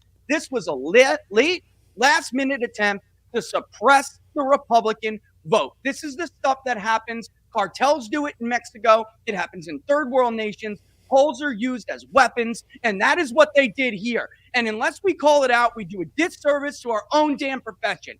Look at that miss. You're either the most incompetent idiot in the polling industry, or you're completely corrupt. Which one is it? That isn't even a response bias, Benny, for crying out loud. Look at the margin. He won by 5 more points than he did the first 2 times. Either she's the biggest moron in the polling industry and can't do her job, or she did this on purpose. You'd lose your banking license if you had a fiduciary to your clients and you did this in the stock market. Fraud. And the fraud. truth is, You'd go to prison. Ann Seltzer is the Sam Bankman-Fried of polling. Benny, I knew about this poll because somebody came. And by the way, I ran Real Clear Politics immediately and told them when I found out. I ran right to them and I'm like, listen, you're not going to believe this. And the reason why I found out is because of somebody who believes she has lost her impartiality. They're afraid to bring it up because, look, man, you could lose your, well, I don't want to say too much, but it's not easy in that position to challenge the impartiality of Ann Seltzer. So she's running around telling Harris surrogates about the bomb she's going to drop in the SOB's lap. Bro, that is not appropriate behavior for a public pollster who's supposed to be trusted. George Gallup is rolling in his grave. Rolling in his grave. Moving past Iowa, because that's you going viral today, Rich, with that rant. This woman, I've had it with this woman. This is like the 4th year 2020 twice, then the spring with the hidden poll, and then this. Come on, fool me once. What's the expression? Come on, folks, give me a break. I'm done with these people. 312 is what we get with Michigan and Arizona. And they're going. And you're on this show week after week, Rich, saying 312. You said it, you declared it, you planted a flag like months ago, 312. And here we are. Fill me in on what's going on here. Over 95% in Michigan and Arizona. What the hell's going on? Senate races. That's what's going on. Let me be honest with you guys. Look at how they were able to pinch it off from Hovda. There'll be probably a recount there.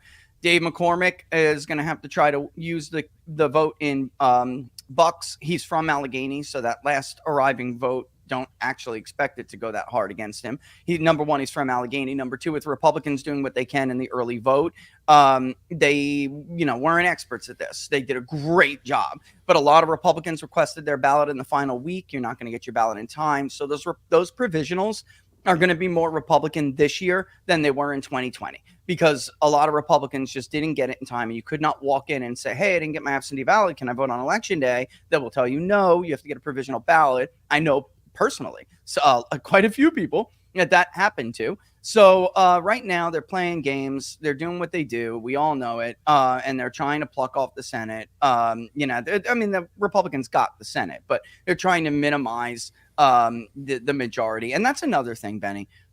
I can account for about 31.2% of the missing 2020 vote. I have been for weeks and months, actually, calling these people, researching, and trying to find out vote histories in very granular fashion. And I can account for about 31.2% of the 2020 vote for Biden that is not in this electorate that basically we talked to and said we're not going to vote because whatever the reason was. The rest of it I can't account for. So let's just call it what it is. Where are these votes?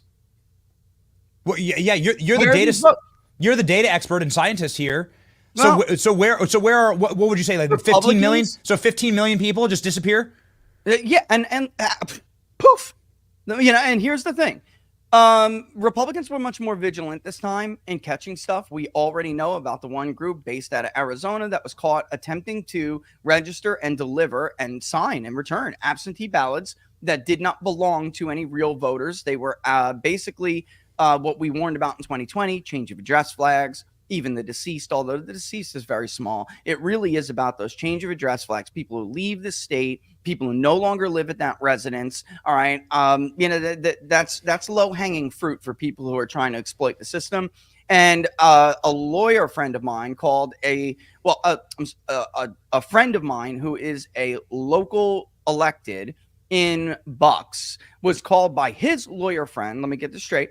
And basically told that there was another group that was, and this was about a week and a half ago, I guess now, that was another group after the Arizona group doing the same thing, running around, not knocking on doors and saying, oh, look, here's Benny's house. Hey, Benny, you haven't voted yet. Let's get you that absentee balloting. Let's get it returned. They were actually knocking on the door and saying, I just want to make sure Benny doesn't live here anymore.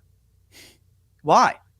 And Republicans were all over that. So look, some degree of the vote, Democrats cheat. Let's cut the crap. The media can say whatever they want to say. But the bottom line is there are 4 active county investigations by county district attorneys in one state alone, the state of Pennsylvania, that is investigating this stuff. I mean, give me a break. They did everything in their power to do. Look, Democrats did to voters of Bucks this year what they did to black voters all through the South in the Jim Crow era. Sorry, no more ballots here, boy. Go home. A judge had to extend early voting by 3 days because he agreed that that was voter suppression. So like this idea that they don't do this stuff, Benny, that's another thing. That's another, I mean, we don't have to adjudicate the 2020 election all over again, but the work of people like your last guest, I've been on talking to you about groups like in Michigan, and they were also in Pennsylvania and Wisconsin, but 10X votes, they went out and targeted these low and no propensity voters to make sure that in case this stuff happened again, that there would be enough to overcome what they jokingly refer to as the margin of fraud. They went out and did an incredible job. 10X votes in Michigan, I was tracking it, Benny. Out of the 1.7 identified as low and no prop voters, they got 587,000 to vote. So ask you something. 587 voted. So, I mean, that was the target list. And we'll actually see. We'll be able to specifically see how much that group did themselves. But my point of this is, where's the Democrats' low to no prop voter? Why are they trailing so badly with them? They clobbered Republicans with this voting group in 2020. Where are they? Where are they? I mean, again, the future is the future, and we don't have to relitigate 2020. But I think that the result of this election is another data point of evidence itself. It is. Where the heck? And drop the charade. Let's just drop the charade. Where the hell did the voters go? 67 million is a lot different than 81 million, and somebody's going to have to account for where tens of millions of Americans went overnight in just a matter of a short 4 years. A lot of the voter rolls, Republican governors like Joe Lombardo in Nevada, even Brian Kemp being nudged and pushed to do it. All right. Shapiro, he did some stuff begrudgingly, but he wound. I mean, I personally think that he greenlit a lot of this like turn the cheek movement we saw from Democrats in Pennsylvania in the last waning days. Josh Shapiro wants to be president. It does not behoove Josh Shapiro to have Kamala Harris win this election. He wants to be president, and he wants to be a young president. And as Democrats proved this year, it is not possible to run against an incumbent, even if they're senile. You're not allowed. So you can't become president if Kamala Harris wins if you're Josh Shapiro. So you kind of want her to lose. Let's get real. And he's a very shrewd guy, and he was overlooked for the vice presidency because, let's face it, we all know why he was overlooked. It's because of his persuasion. It's because of his ethnicity and his faith. And that's why he was overlooked. So if you're him, there's no reason why you go to the mat to make sure that Kamala Harris gets all of this stuff, like provisions for late arriving ballots with incorrect postmark dates. All of a sudden, these Democrats on the state Supreme Court decided to agree with Republicans for the first time in history in an election. Republicans don't win in the Pennsylvania Supreme Court with election contests. It's never happened. And all of a sudden they won this time and the court agreed with them. Benny, come on. They were like, we're not doing this for you. We did it for Joe Biden. We're not doing it for you. Sorry, Kamala. Rich, I know that we were tied up against time really quickly here. The blue wall is gone. This is the last remaining blue wall. Assault New Jersey and Connecticut. You tweeted about it. Now. You tweeted. You said now. Why not attack the Atlantic wall now? So talk me through this. Talk me through this map. Where should Republicans start? The tri-state area is an overlapping media market. Assault New Jersey, assault New York, assault Connecticut. Changing demographics, nothing lasts forever. If you think that some state is a deep red or deep blue state, it's an illusion of your mind, all right? When Danny Kaye and Bing Crosby were running around singing White Christmas, one of my favorite movies, and by the way, Merry Christmas, all right? When they were running around doing that, Vermont was deep red Republican, all right? They even crack about it in the movie, all right? Now it's represented by a socialist senator who used to love the Soviet Union, okay? So things change. Assault New Jersey right now. Look at the Paramus area. Sean Trendy was just on Twitter, and I had a quote tweet him over it, Benny, because my wife and I had to go to her cousin's wedding in New York, and it's, where New York and New Jersey meet, and we were all in that area. It wasn't just that you could see Trump's support. It was loud. It was proud. It was in your face. It was so non-white. It was young. There was just signs everywhere. You're going through, you guys know what U-turns are. If you know New Jersey, you're going around U-turns. They're in every single little U-turn loop in dangerous areas where cars can plow over you. You can clearly see there are like Jews and Sikhs standing next to each other like, Trump! With signs. And we're like, Laura and I know this area well. And we're like, oh my God, this is real. And it is. Look at it.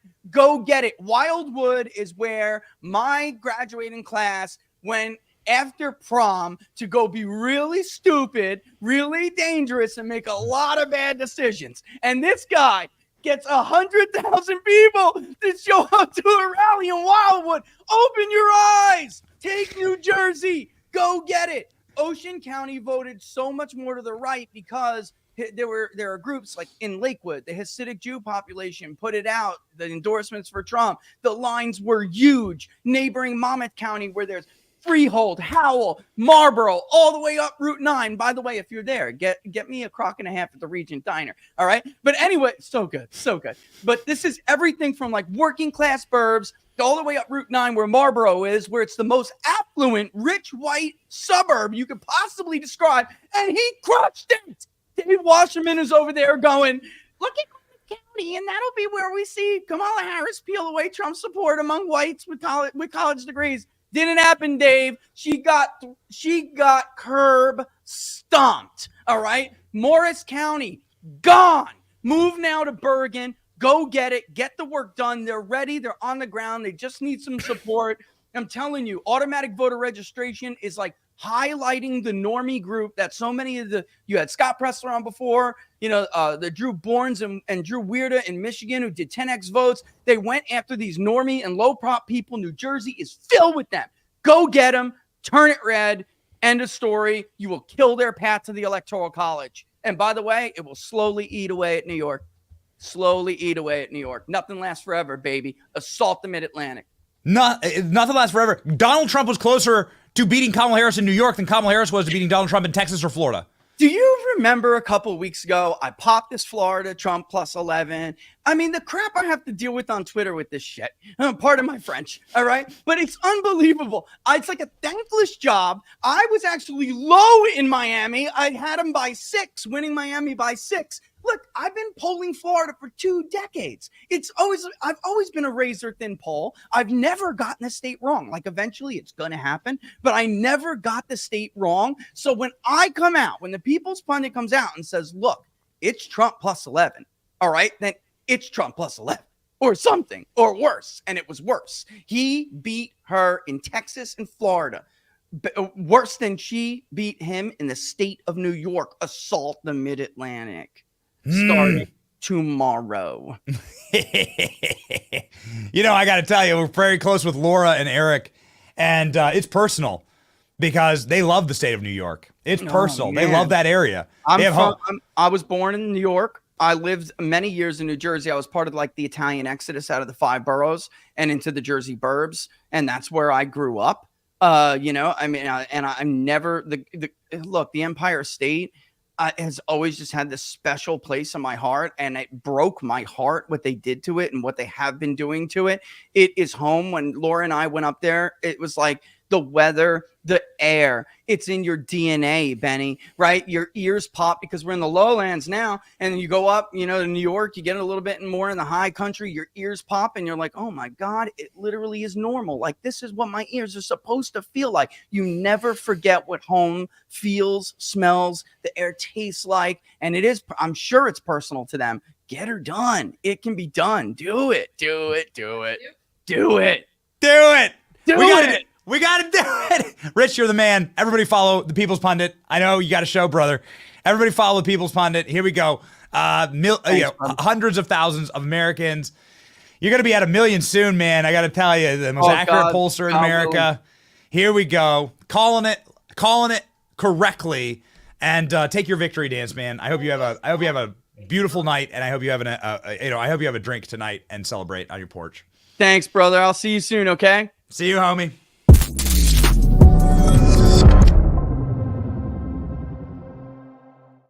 Oh man. Oh, it's just so exciting. We have so much to talk about. And we had like just such awesome guests on this program. The people who actually made it happen. Pressler Barris, Julie Kelly. The people who made it happen, ladies and gentlemen. Time magazine cover, New York Post cover. Let's do it, baby. New York Post, he's done it again. There you go. Here's your president. Look at that. Look at that smile. The Time magazine cover. Here we go. Time. President-elect Donald Trump again. Oh, yeah. Vanity Fair. This goes hard. Much harder than, I mean, this doesn't deserve to go that hard. 34 felony counts, 1 conviction, 2 cases pending, 2 impeachments, 6 bankruptcies, and 4 more years. Oh, man. How Trump did it again. He's been shot, sued, put on trial, written off, endlessly branded a fascist. President Trump shocks the world. Shocks the world. Once again, here's our map. They are trying to pull funny business in Arizona and Michigan. These states are going to President Trump. President Trump will be at 312, which is a landslide. And what you've heard on this program are the marching orders for what comes next, which is the most important. You've seen the shift map. George W. Bush has congratulated Donald Trump. Boy, this must have been hard. George W. Bush has congratulated Joe Biden, Barack Obama, Bill Clinton have not congratulated. Kamala Harris will be, I guess, crying on camera. It's going to be glorious tonight. Apparently around 6 o'clock. Hey, Alexa, do we know what time it's going to be? Apparently around 6 o'clock. George Bush. I congratulate President Trump on the election of the 47th President of the United States of America, as well as Vice President-elect J.D. Vance. Laura and I are grateful to the election officials, poll workers, and volunteers who oversaw the election. Vice President Harris for service to the country, strong turnout in the election, blah, blah, blah, democratic institutions, levels of strengthen our democratic institutions, and may God continue to bless our great country. George W. Bush, the only president, and no word from Jimmy Carter yet. That's a little strange. Remember those photos of Jimmy Carter voting for Kamala Harris? No word from Jimmy Carter yet. Interesting. Kind of like a perfect metaphor, actually, for how Democrats do votes. But this is the first president to congratulate President Trump. It's over, baby. It's over. Kamala Harris moving out of the White House. This is going to happen. It's here, ladies and gentlemen. It's happening, and it's going to be biblical. It's going to be really, really special. We're very excited about it. Here we go. Kamala Harris moving out.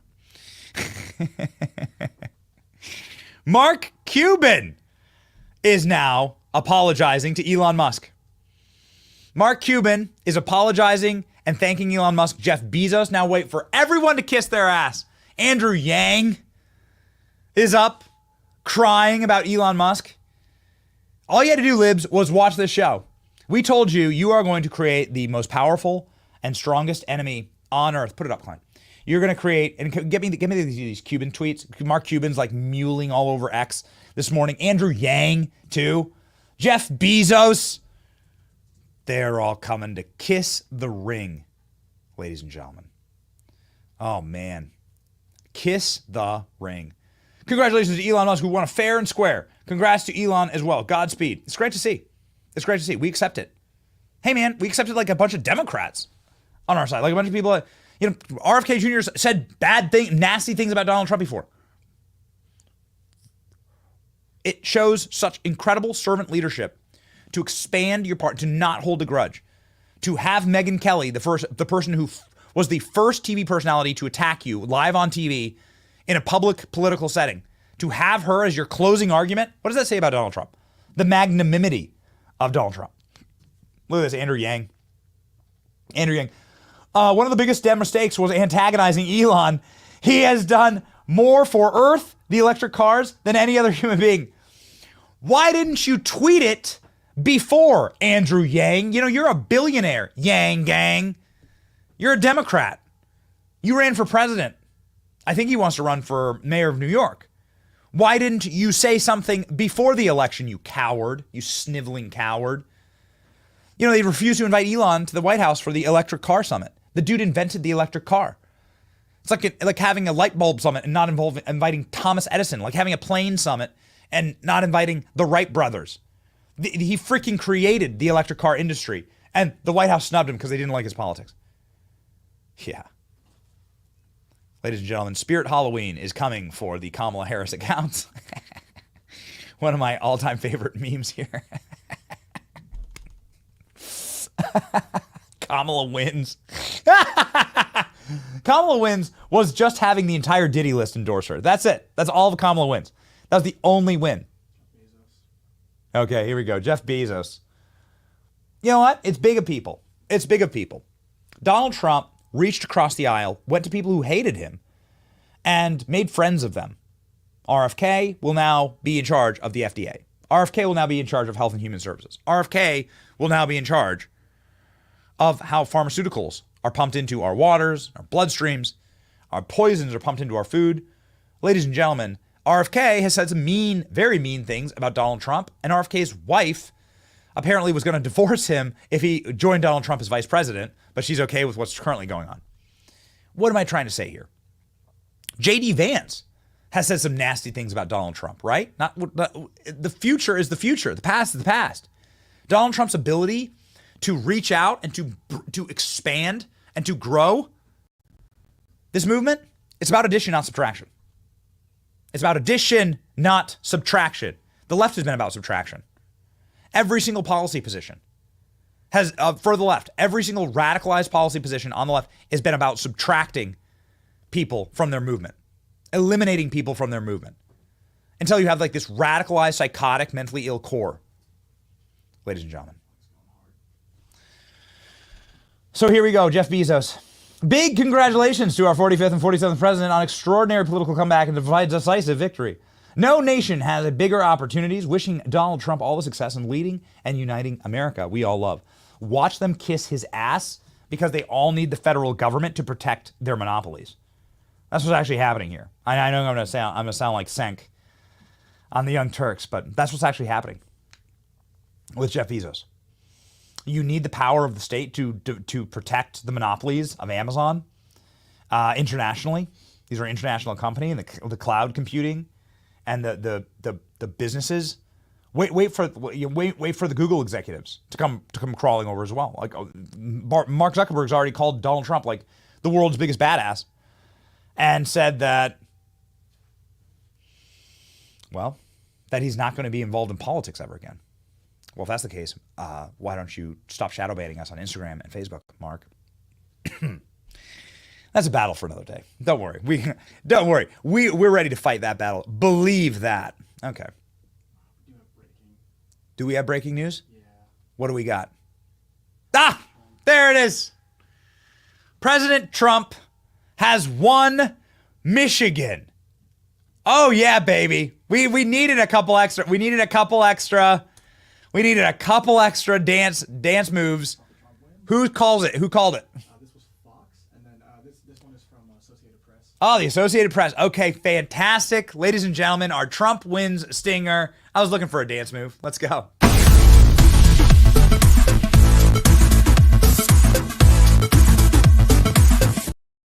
Oh, baby. Okay.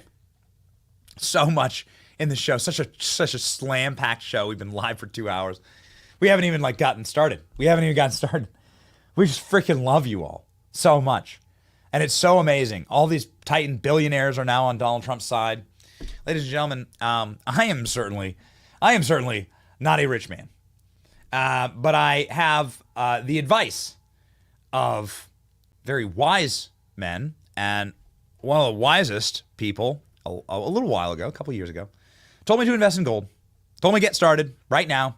That there's going to be obvious chaos in our political systems, and it's time to protect your investments. And so I went and I bought gold. And out of everything that has performed in our modest portfolio, gold has hit all-time highs and no end in sight.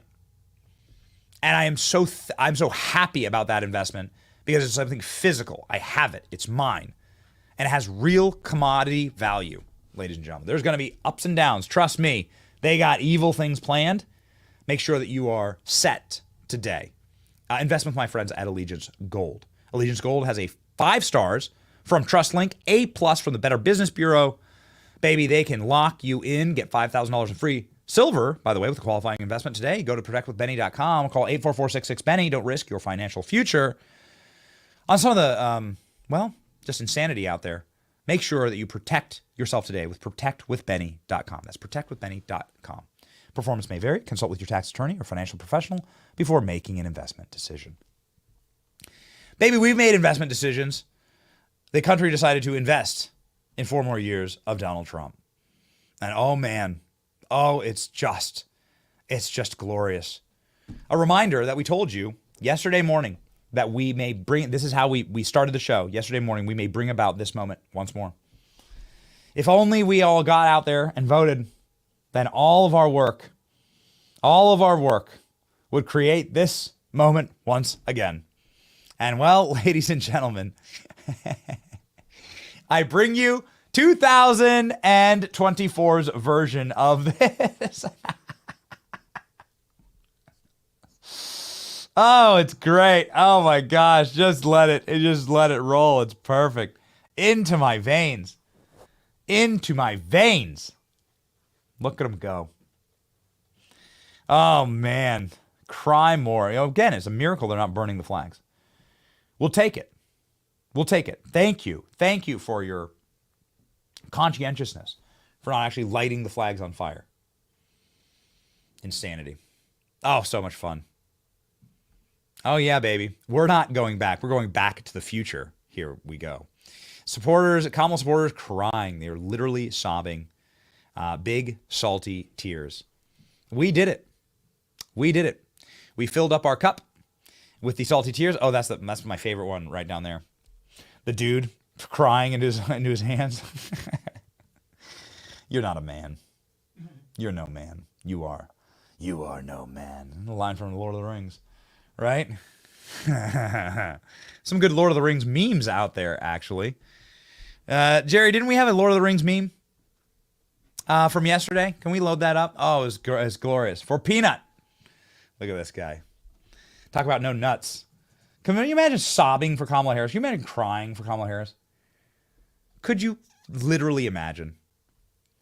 So while everybody at whatever this was last night is like very sad, very weird, very macabre, all of the reporters who were there were like, it's quiet. Everyone feels awkward. People are nauseous. One of the reporters were described as nausea, right? This was what was happening at the Trump event. People were singing and praising their Lord and Savior Jesus Christ.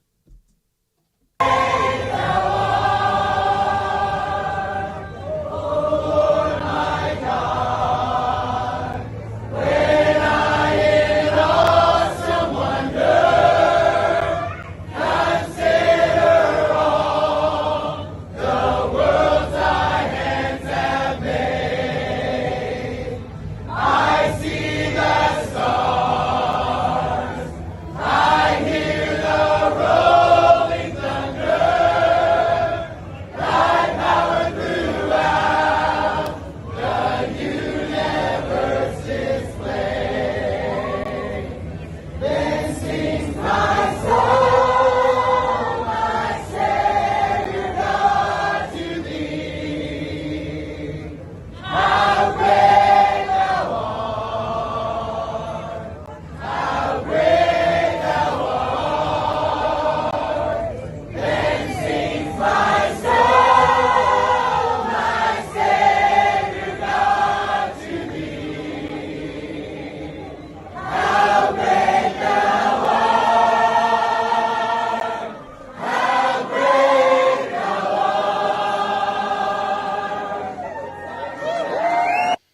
got a little lesson for those who wish to run in any party for political office on any level in this nation. When somebody says Christ is king, don't tell them they're at the wrong rally.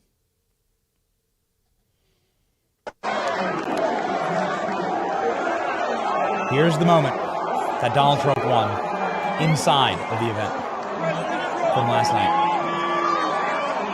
Here we go, watch. Listen to this.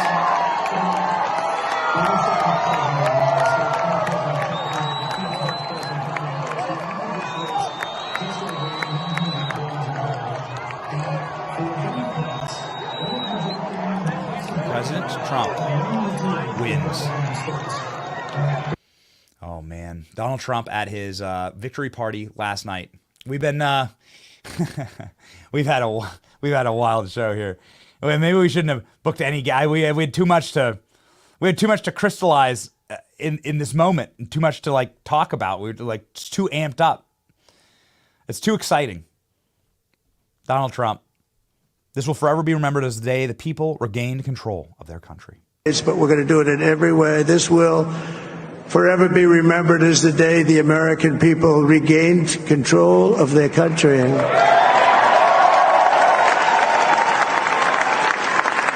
So I just want to say that on behalf of this great group of people, these are hardworking people. These are fantastic people, and we can add a few names like Robert F. Kennedy Jr. He came in. And he's going to help make America healthy again.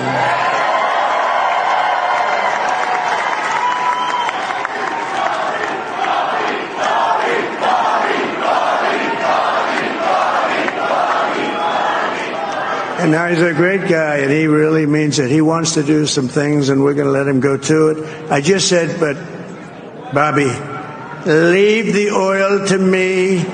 We have more liquid gold, oil and gas. We have more liquid gold than any country in the world, more than Saudi Arabia. We have more than Russia. Bobby, stay away from the liquid gold. Other than that, go have a good time, Bobby. We're going to be paying down debt. We're going to be reducing taxes. We can do things that nobody else can do. Nobody else is going to be able to do it. China doesn't have what we have. Nobody has what we have. But we have the greatest people also. Maybe that's the most important thing. This campaign has been so historic in so many ways. We've built the biggest, the broadest, the most unified coalition. They've never seen anything like it in all of American history. They've never seen it. Young and old, men and women, rural and urban. And we had... Ladies and gentlemen, things are happening now. Things are happening at a pace that will be hard for even us to keep up with. And I would argue that, very humbly, that, and ALX can tell me if I'm wrong here. ALX, feel free to join the show if you want to talk to us about Donald Trump's... Ah, yes, okay. ALX is on his way to Tampa, actually, right now. Okay. ALX will be in the studio then. We'll have a conversation tomorrow. ALX is coming to Tampa, baby, along with Danny. We were the fastest on the stream when Donald Trump was shot, when Joe Biden dropped out, when Elon Musk and Donald Trump held a historic Spaces event. We were some of the few people in the room for this. It will be hard for even us to keep up with the pace of change and the glorious news cycle that we were about to enter into. But we're going to start, okay? Let's begin. Ladies and gentlemen, Jack Smith has been fired.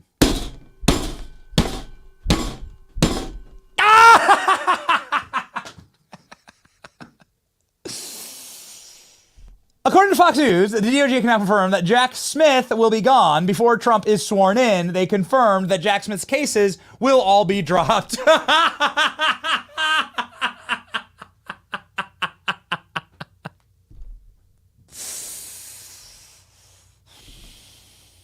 Boys, we did it. What do I mean by that? I don't mean, obviously, we love the women in the audience as well. But look at the way that the vote shifted with young men. Young men, 18 to 29. which I'm sad to say I am well into my 30s, so I'm not part of that demographic. But our staff is on this program.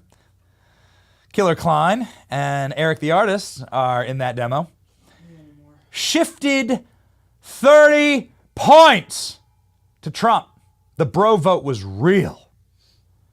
The bro vote outvoted the childless cat lady vote. Take that, Taylor Swift. Shove that in your jet engine for your multiple private jets. Look at that. Young voters made up 16% of the electorate and continue to shift towards the right. Men ages 18 to 29 decisively voted for President Trump by a margin of 30-point swing. Oh, yeah. Oh, yeah. Ladies and gentlemen, Mark Zuckerberg has congratulated Donald Trump. Congratulations to President Trump on a decisive victory. We have great opportunities ahead of us as a country. Looking forward to working with you and your administration. Pissing off Elon Musk. You know, all these guys love Elon Musk. They all love him.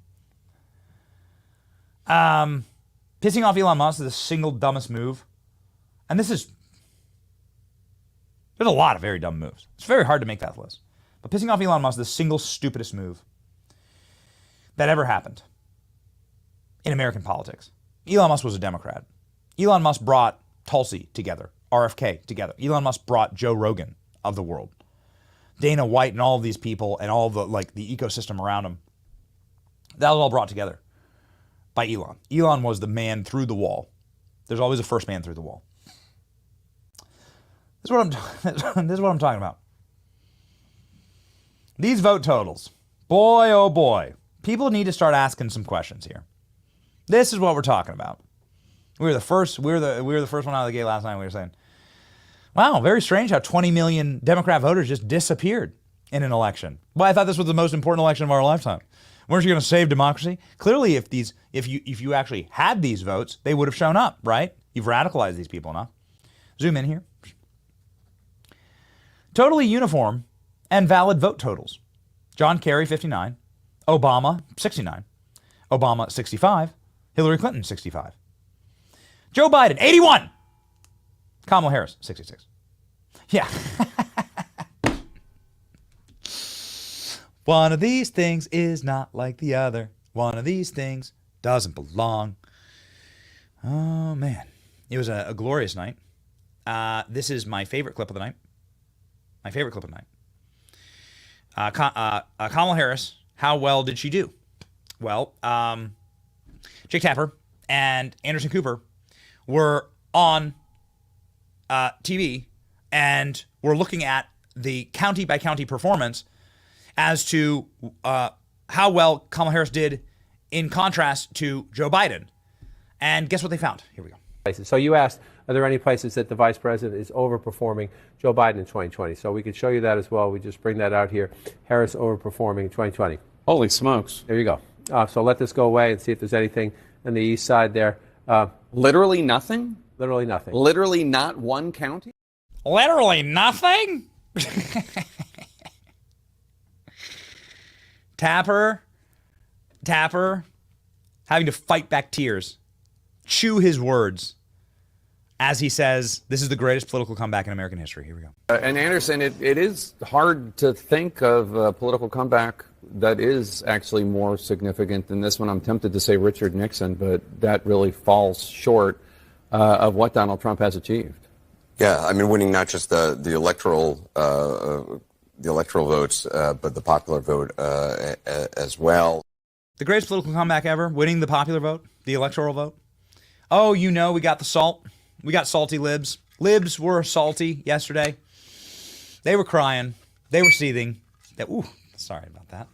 Oh, I'm sorry. I apologize. I twisted the top of this beautifully 3D printed salt shaker from members of the show. So thank you. We love you and we care about you. And we're not going to twist that again because it squeaks very loudly. We apologize. Salt that lid, ladies and gentlemen. Van Jones and Joy Reid. This is so salty. Please pour salt into the comment section. Fill up your cups. We have so much more salt to collect today. Here we go.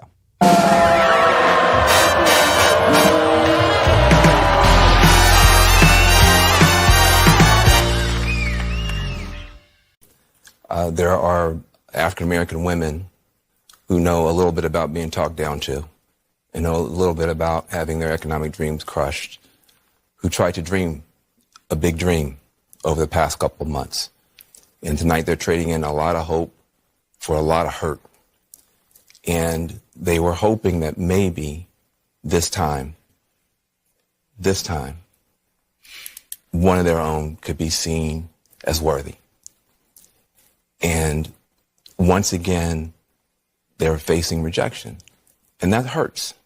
They thought tomorrow morning they're going to walk out with their shoulders back a little bit, maybe able to breathe for the first time and feel like they belong someplace.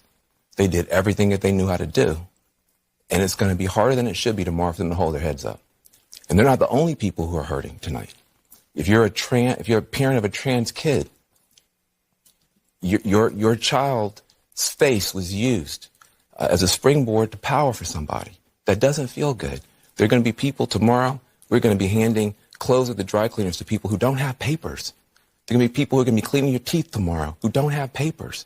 And they're terrified tonight. And so it's easy to blow this off. Oh, look at the elites. They're going to get their comeuppance. It's not the elite that's going to pay the price. It's people who woke up this morning with a dream and are going to bed with a nightmare. And those people didn't deserve to be respected and held and talked to. Those are the people who are going to pay the price for whatever Donald Trump. Governor DeSantis has bet his political future on being the champion of denying women their rights over their own bodies. He's competing, obviously, with the governor of Texas. He's thinking about a future in which he would like to inherit Donald Trump's white evangelical base. And he's decided that this is his marker, and he's been willing to use really the awesome powers of the state to try to intimidate and bully even television stations in the state against running ads in favor of that protection. So it will defy all of the other states, including very, very red states that have protected women. Florida, in a lot of ways, it's going to be interesting. And when Stephanie is back, it will be interesting to talk about what Florida's future looks like as a place that can attract corporate headquarters and investment in a state where the governor routinely bullies companies, routinely sues companies that displease him, sued Disney, sued cruise lines, bullied schools about mask mandates, bullies TV stations about what ads they can run. It's a pure Project 2025 in miniature in Florida. And that kind of extreme, sort of extremist right-wing fascist type government in Florida, does that make it a more attractive place, or does it make it more like some of the other southern states that don't get a lot of investment and interest from? I mean, it also. Hey, lady,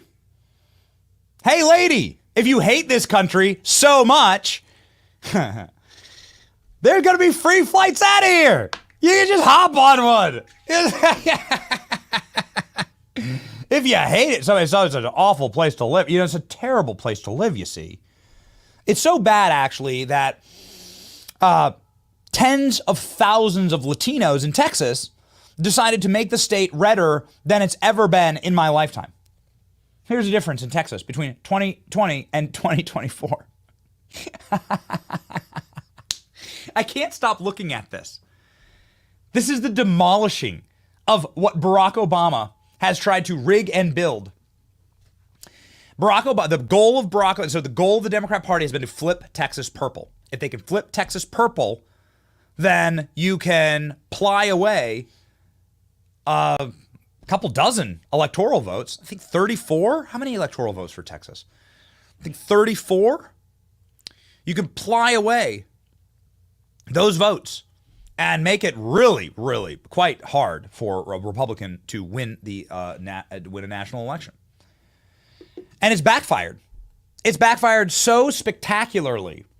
It's backfired so beautifully. Oh man. Now you look at the Rio Grande Valley. They've lost everything. Latinos, black men, but Texas is a very diverse place. One of the most diverse states in America. All voting for Trump, all voting for our movement. Danny's saying they have 40. 40 electoral votes. My apologies. 40 electoral votes. That's the end. That's the end, baby. You're done. This is the demolishing of This is the demolishing of the dream of Barack Obama. We told you the Barack Obama house has been razed to the ground. The new compilation of liberal meltdowns is here. We're gonna, this is only a 10-second clip, so I won't torture you too long, but you have to see the brand new leftist, unhappy leftist woman meltdown compilation just dropped. Wake up, honey. Here it is.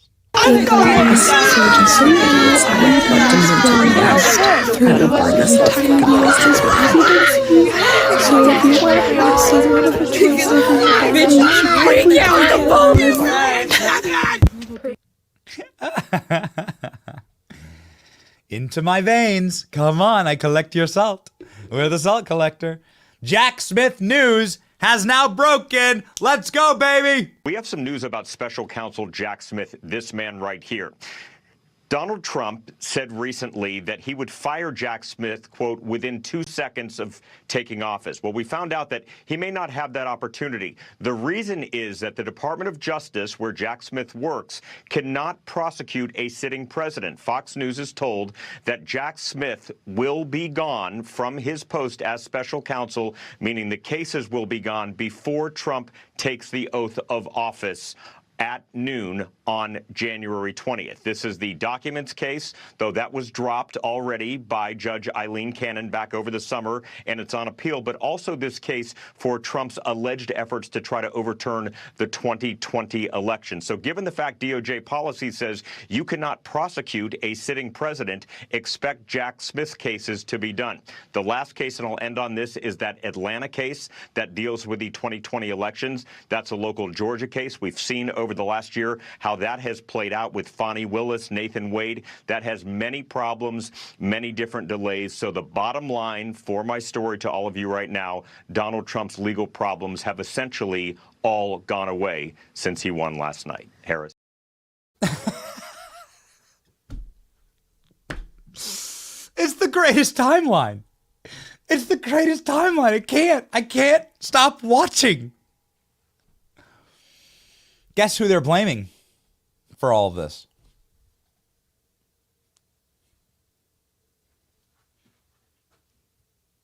They're blaming us. Oh yeah, baby. They're blaming you and me.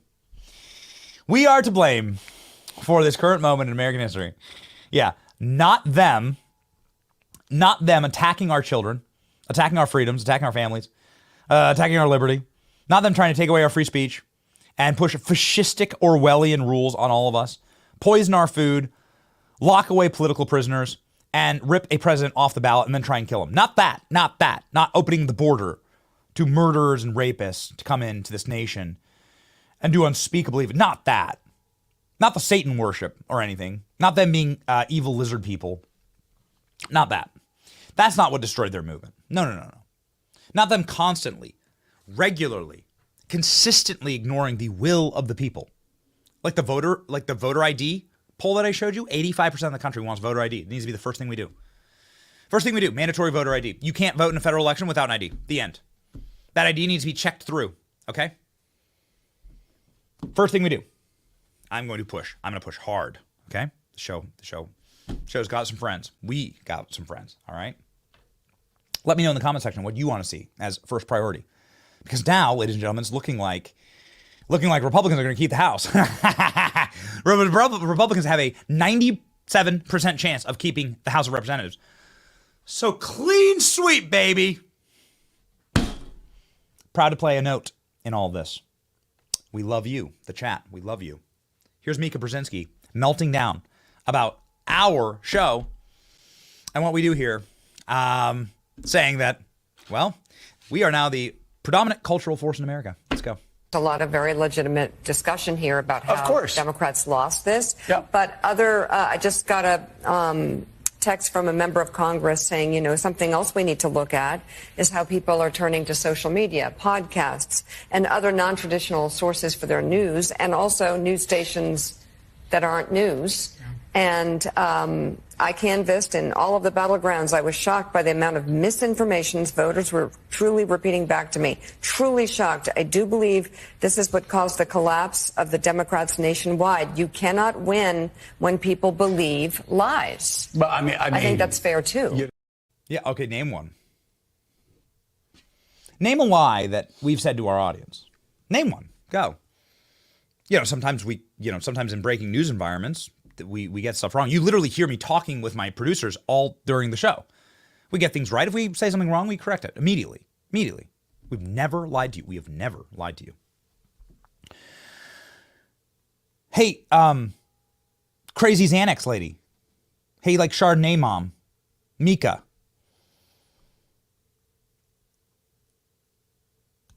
Did Donald Trump collude with Russia?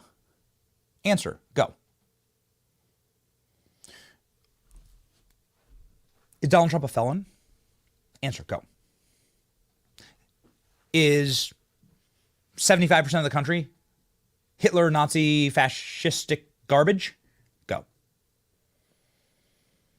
Did a joke about Puerto Rico cause the entire election to be swung in the direction of the Democrats? Go. You've lied to your entire show is lying to your audience. Your audience is the most psyoped, least informed, dumbest sheep that there are. And your audience is shrinking. Our audience is expanding exponentially.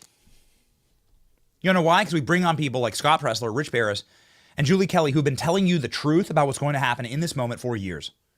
When people laughed at us, we brought these people on in the show, and we've grown the show through just telling the damn truth and speaking with people that actually understand what's happening in this country. It's been such a fun ride. Oh, man. Even on CNN, though, you can get something right. Scott Jennings is this, the token Republican that's allowed to go on CNN. And man, did he spit fire last night. It's worthy. It's worth seeing. Here we go. This is a mandate. He's won the national popular vote for the first time for a Republican, for the first time since 2004. This is a big deal. This isn't backing into the office. This is a mandate to do what you said you were going to do. Get the economy working again for regular working class Americans, fix immigration, try to get crime under control, try to reduce the chaos in the world. This is a mandate from the American people to do that. I think I'm interpreting the results tonight as the revenge of just the regular old working class American, the anonymous American who has been crushed, insulted, condescended to.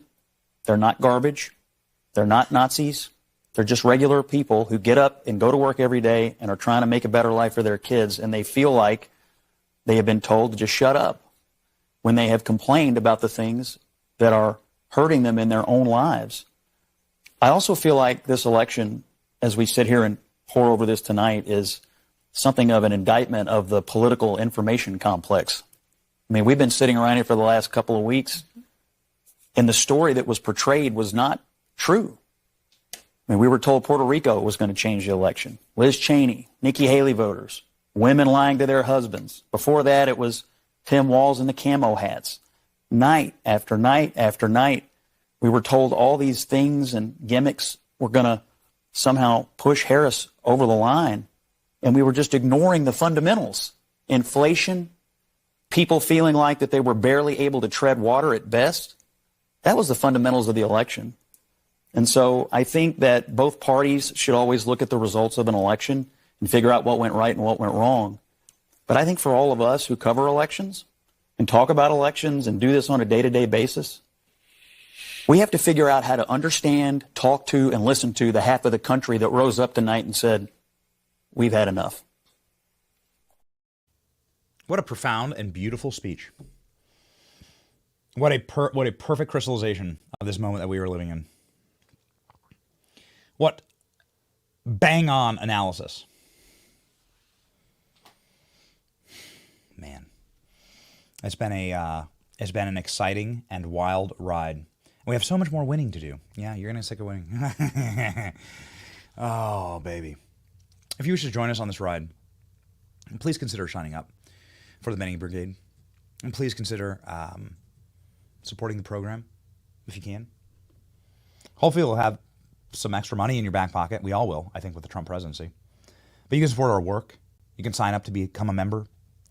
You can join memberships on YouTube. Those are open. You can super chat. We just are profoundly thankful. We have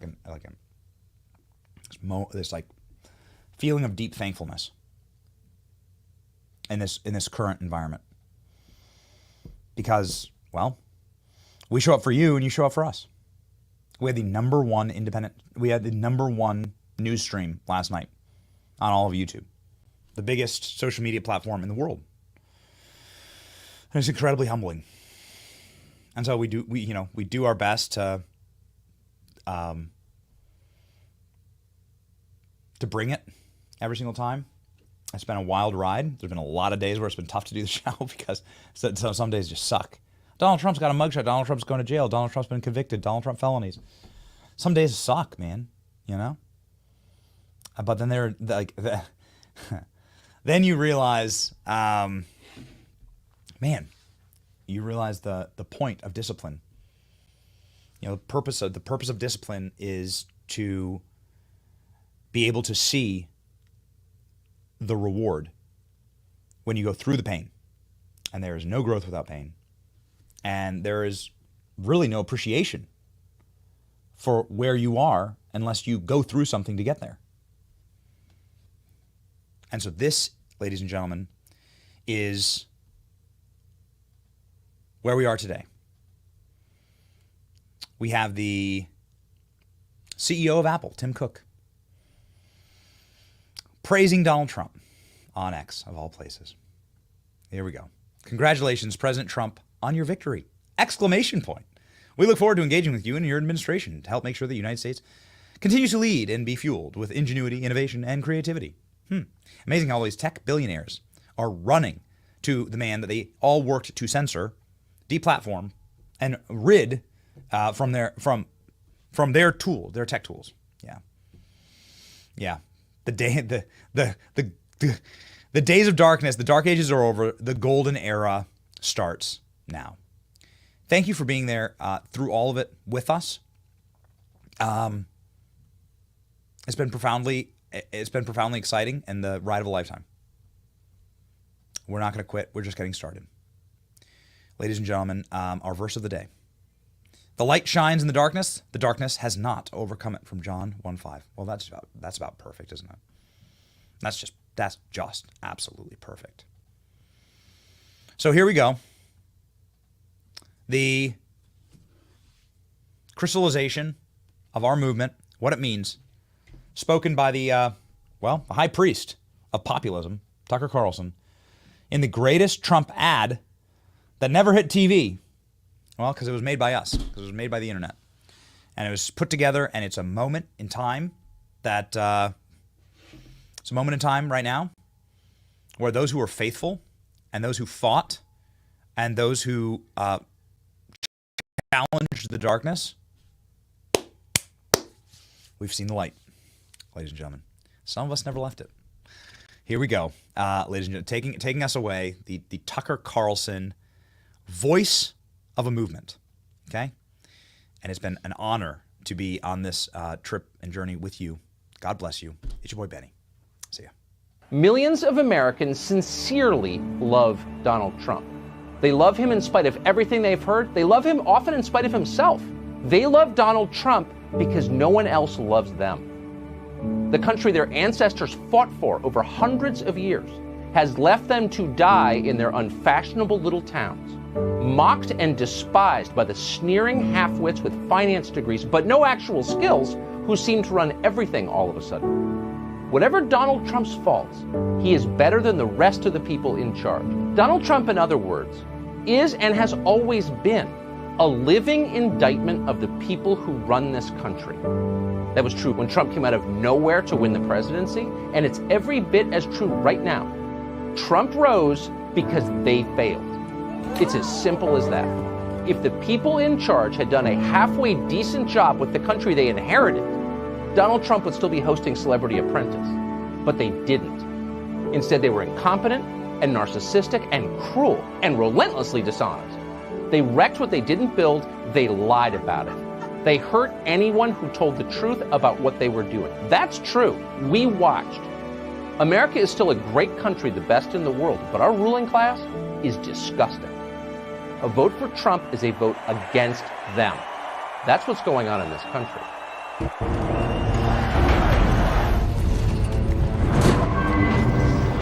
What a nasty woman.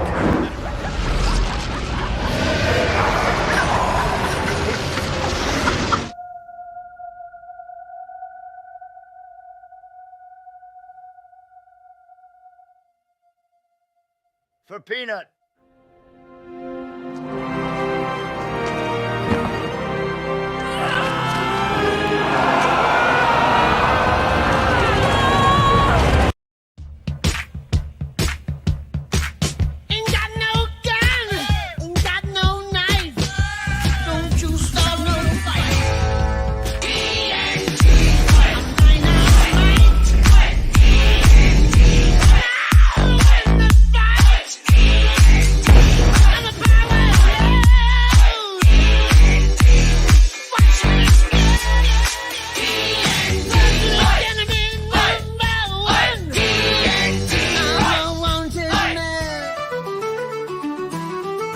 The biggest ships in the sea, all owned by the oldest kings, and their dying legacy, media dill weeds.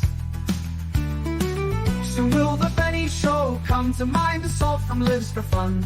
Leave the gold and bring the gun, we sail for #1.